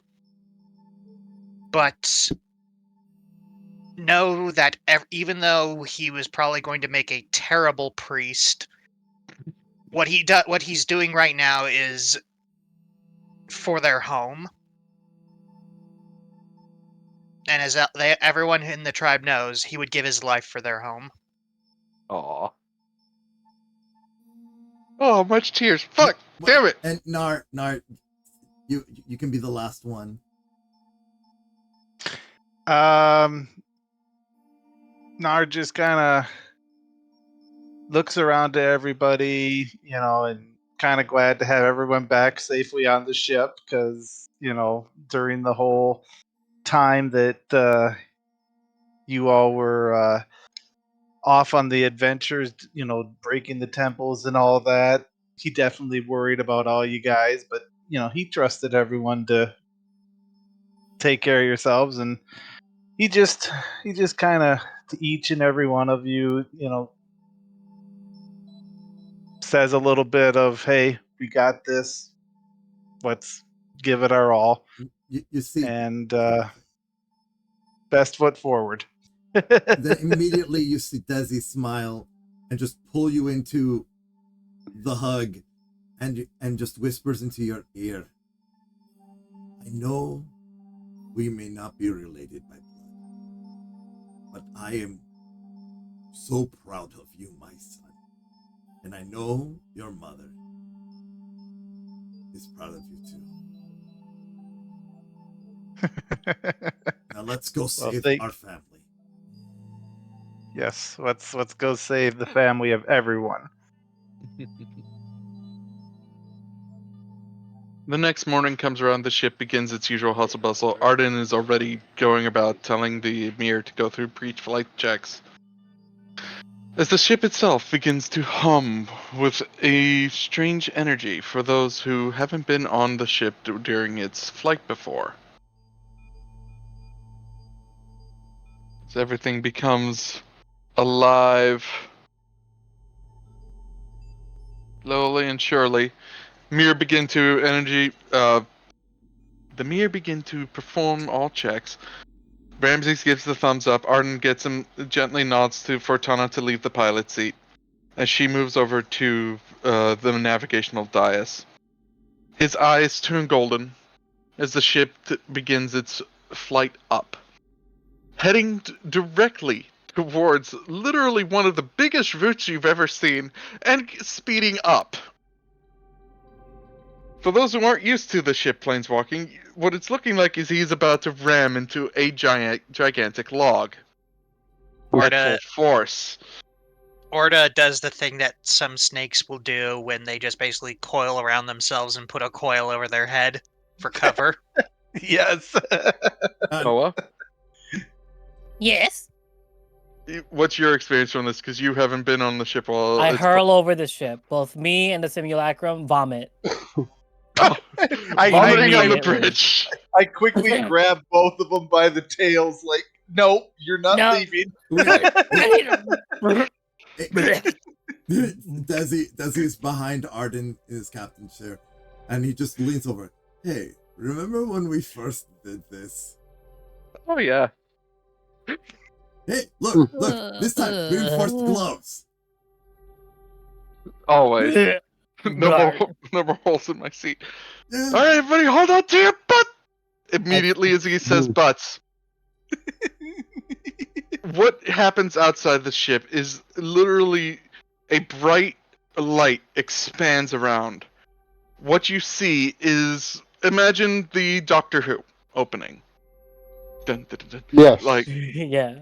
Essentially the Doctor Who opening, except everything you see is all the colors, vibrancy mixed in with dull, mixed in with black and white, mixed in with all of that. You see past, futures, literally other worlds just flying by until you are now open on the skies of Faerun, where the ship makes a landing outside the city of Waterdeep. Too much to the chagrin of a bunch of guards and literal. You see not just Ilona, but you see the form, a knightly form, glowing in bright light, standing there with crossed arms, tapping his foot on the ground, going, "I thought we told you not to come back." And Arden going there, picking up Persephone and just, putting her on the plank, all saddened and sodden as she walks off, and he goes, "Don't worry, just dropping off some of your natives." Telekinetic push. Shove her off. Yeah. Oh, wow. You all see during that debarking Car quickly just calls to Weegis saying, Hey, we're here for baby raising time.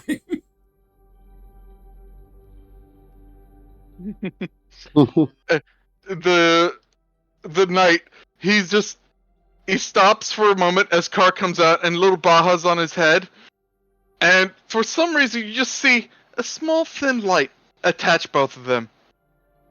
I have a grandson! He comes over, he picks up Baja, and immediately it's hugging the little Dragonborn with a big old hug. Yeah, and the runes on his body start to glow in the blue, in that beautiful blue that Bahamut loves, and but behind Baja's ear, a red rune glows as well. Arden just like, yeah, and he's a planeswalker. You're welcome. Bye. Yeah, the KWC disembark with all their accoutrement to start this world's drunk dragon in. As you see Stumpy walk by Arden, Arden just reaches over and pulls the sword of what the fuck from him. No. No. But baby must protect. You can protect him with your own weapon. Your own weapon. Oh, you mean dragon? Oh yes, we protect. Yeah. This baby gun. Here, I found this in DB's room. In Desi's room. No, It's a gun. No, you don't touch my shit. You don't touch my shit. Have a gun. No. Apparently it's good. Takes from Koa. No, bad. What? Fuck. Desi would have that Why always not? with him because it's a medical device. Gun. You can't. Bad planeswalker. Yeah. Fuck. Look, it hurts. Gnar is just kind of slapping his Yeah. magical bow staff. Yeah. Just waiting for By the way, Sorry. anyone who wishes, you may roll perception check on the world. All right. I will. I will also roll perception. check. I will. I shall open my character sheet once more, real quick. Perception. Where is my perception? Oh, there it is. Oh, I am lagging so badly. Hang on. Oh. It's roll 20 lagging. Oh. Come on, roll 20. Give me my 20. character sheet. That 20. I'm crying. I'm struggling here, guys. Do I get It's it? fine. Perception check, you said? Yeah, perception. Yep. I see nothing. You got a 10. You see 10. You see pretty much average. Which Yeah. leaves only Naia. Arden, Okay. are you able to roll for Gnar? I can roll for Gnar. Thank you.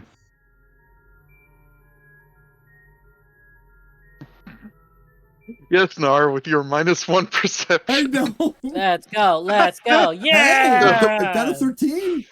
Still roll better than Koa. Yeah. Yeah. I can't see shit with my That's glasses. persuasion. You're Never persuading. mind. No. You're persuading the image. It's Hey, like when I go try 25. Oh, damn. Okay. Yeah, we're There we go. percepting really hard. It's like when I tried to Oh. intimidate the cart all the way back in season Oh, well, 1. Nar got 12. Either way, if you got a 10 or higher, you will also notice an unfortunate omen in the sky. Oh boy. Arden's looking at Bahamut, and Bahamut just nods, and he's like, "Yep, thought so." Does he? Oh, Does he just stick to his incidentally, I forgot to ask, while we were on Herois, did Naia see any evidence of, like, the drow progress? We've never been able to return to Herois, Oh, and I Herois thought- is sealed. Oh, hang on, I thought we were just... No, sorry, I we went to must- Faerun. No. Faerun. We're in Faerun. We went to Faerun, which is the closest analog to Herois. Hence Oh. why Bahamut was like, I have a grandson? Well, no, we're... Sorry, it's late. I'm very It's fine. tired. No, It's it's fine. We're almost fine. done. We're almost done. We're almost done. I thought we popped to Herois, and then that's where we said No, goodbye we can never go to back some to people. Herois. We can never go back to I'm- Herois. No, I didn't think we did, which is why I was confused. Yeah, no, You're you're fine. fine. You're fine. You're fine. Um, It's okay. I'm I'm gonna stop sorry. the music for the final planeswalk here. But Yeah, As- Naia would give Ida Stripe like a hug. Her mom, yeah. Yee. Aw. Yeah. Isla Stray just shows up and like, do good, and let's go. Hey, Isla Stray, before we go, do we have your permission to create an Isla Stray in my neck of the woods? Well, I don't know what you're talking about, but yeah, sure, go for it. We're talking about making a moon. Just want to get your consent before we do. It's wild. She looks You're at making a Art. what? She looks at Arden while you say this, and Art goes, "There's going to be a moon on Theros." What's Theros? Exactly. Don't worry about it. Just you might feel a little weird for a little while. Okay. It might tickle. They tickle. All right, so I'm gonna ask at this point, since he's going into the final cutscene, let us all mute our microphones so that Arden can send us off.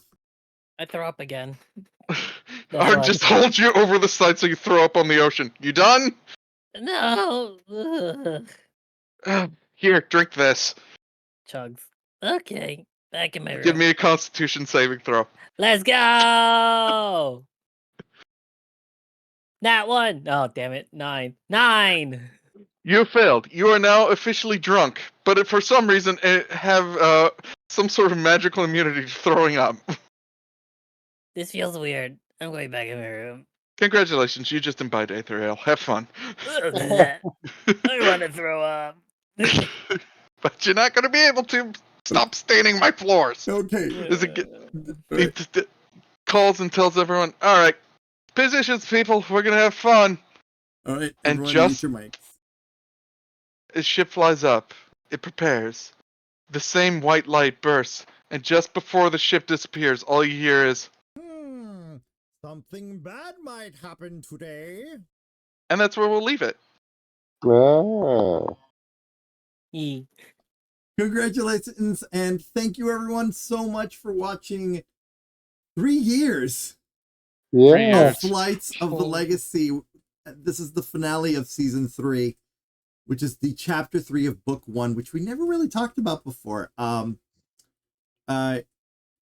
So yeah, we're not going to reveal their character, but we want to invite Binary into the chat. Binary's going to be our new player. In fact, why invite when I can... Just hey, drag. Binary! Dragging you over! 3, 2, 1. Bloop. Bloop! Bloop. Yeah. Hi. So we're not going to talk about your character because we want to save that for season 4. But everyone, welcome Binary to the cast. Binary has been a long-standing friend of not only me, but Desi and this entire series. They were there from the beginning, giving it, doing the tiny little dragon, waving the flags, going yay! Yeah.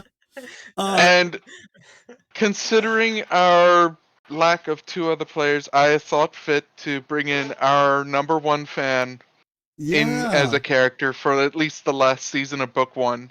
Yeah. Because he's also going to be playing an NPC in book 2 when we get around to that. Which I will be co-DMing that one. Surprise, surprise. Yeah. So going to be breaking my brain. So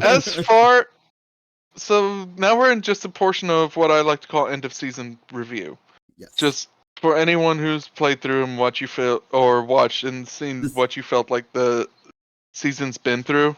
Yeah. I feel it's been bumpy because a lot of it was custom built and I had to change out the story like 3 or 4 times. Teleport is a great spell. You can avoid so many things. It's also super freaking chaotic. It's great. You know what I just realized? Time crunch. This is all within a span of a month. Everyone, you know what I just realized? What did you just realize? We left the black dragon on the ship. Yeah, we brought him with us. We brought him with us. Koa, no, you don't know where he is. He's bound in my room. Oh, new boyfriend? No, new test subject. Oh, God. Right, he said he needed a test subject. Thank you. Right, he did say he Thank needed you, a Koa. test subject. He did say that. He is bound in my room and gagged. I was just imagining it like after all the tests have done what that Koa's done, the only memory he has left is being a bartender for the now empty Dragon Inn. Yeah. Okay. Yep. Now On the ship. For everybody in the cast on our Discord, I'm going to put the image that is our final image of the goodbye. That is Aww. that is the image that is the last image in chapter 3.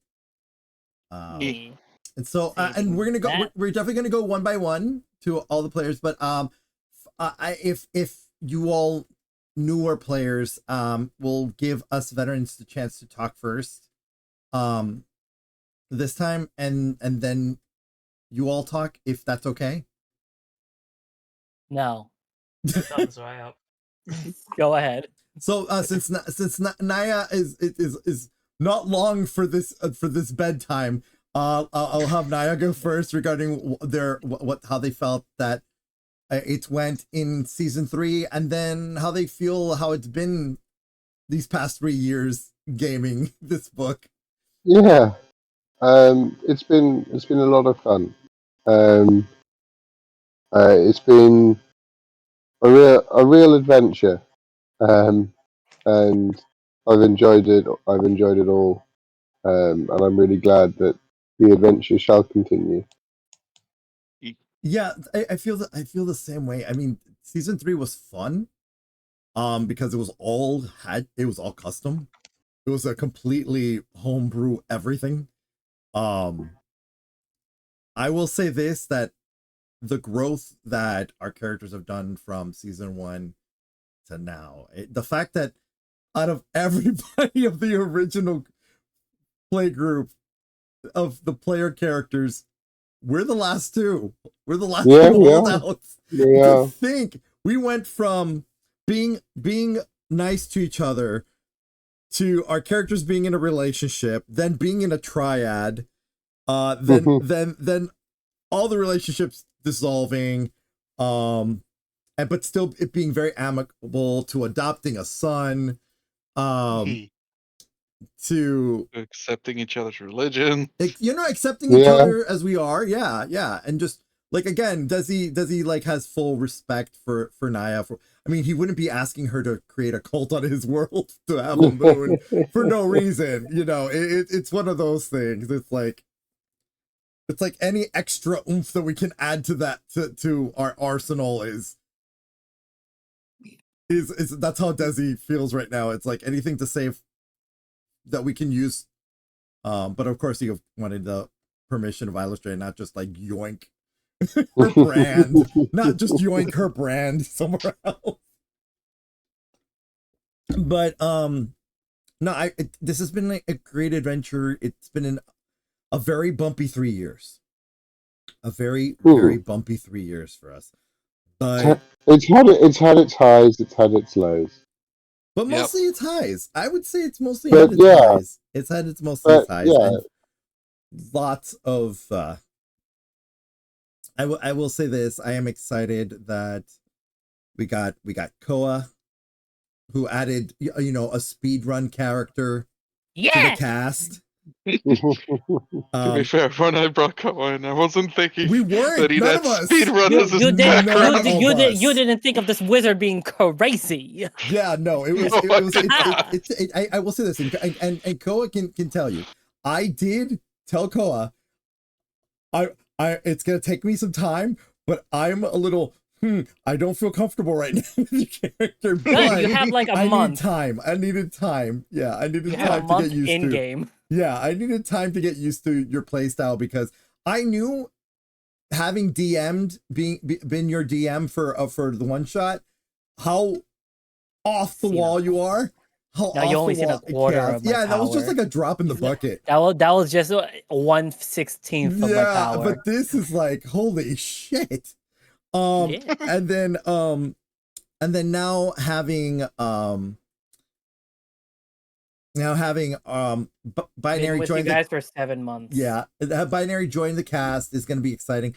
but also having a Kobold on stilts join us as Orda is exciting. I can't wait for all of you to see the season 4 opening. Everybody else in the cast has kind of had a sneak peek.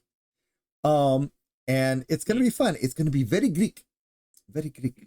Very Greek, which reminds me. Very No, Theros. you mean it's going to be very Therosian. It's going to be very Therosian. Very Therosian. Hey there, rookies. Thanks for watching this week's episode of Flights of the Legacy. If you like what you saw, please like, comment, and subscribe, as it does help out the channel. To catch up on previous episodes on this series, please check out the playlist over here, or to watch the previous episode by clicking over here. And remember that today's adventure may have ended, but your story continues. Until next time.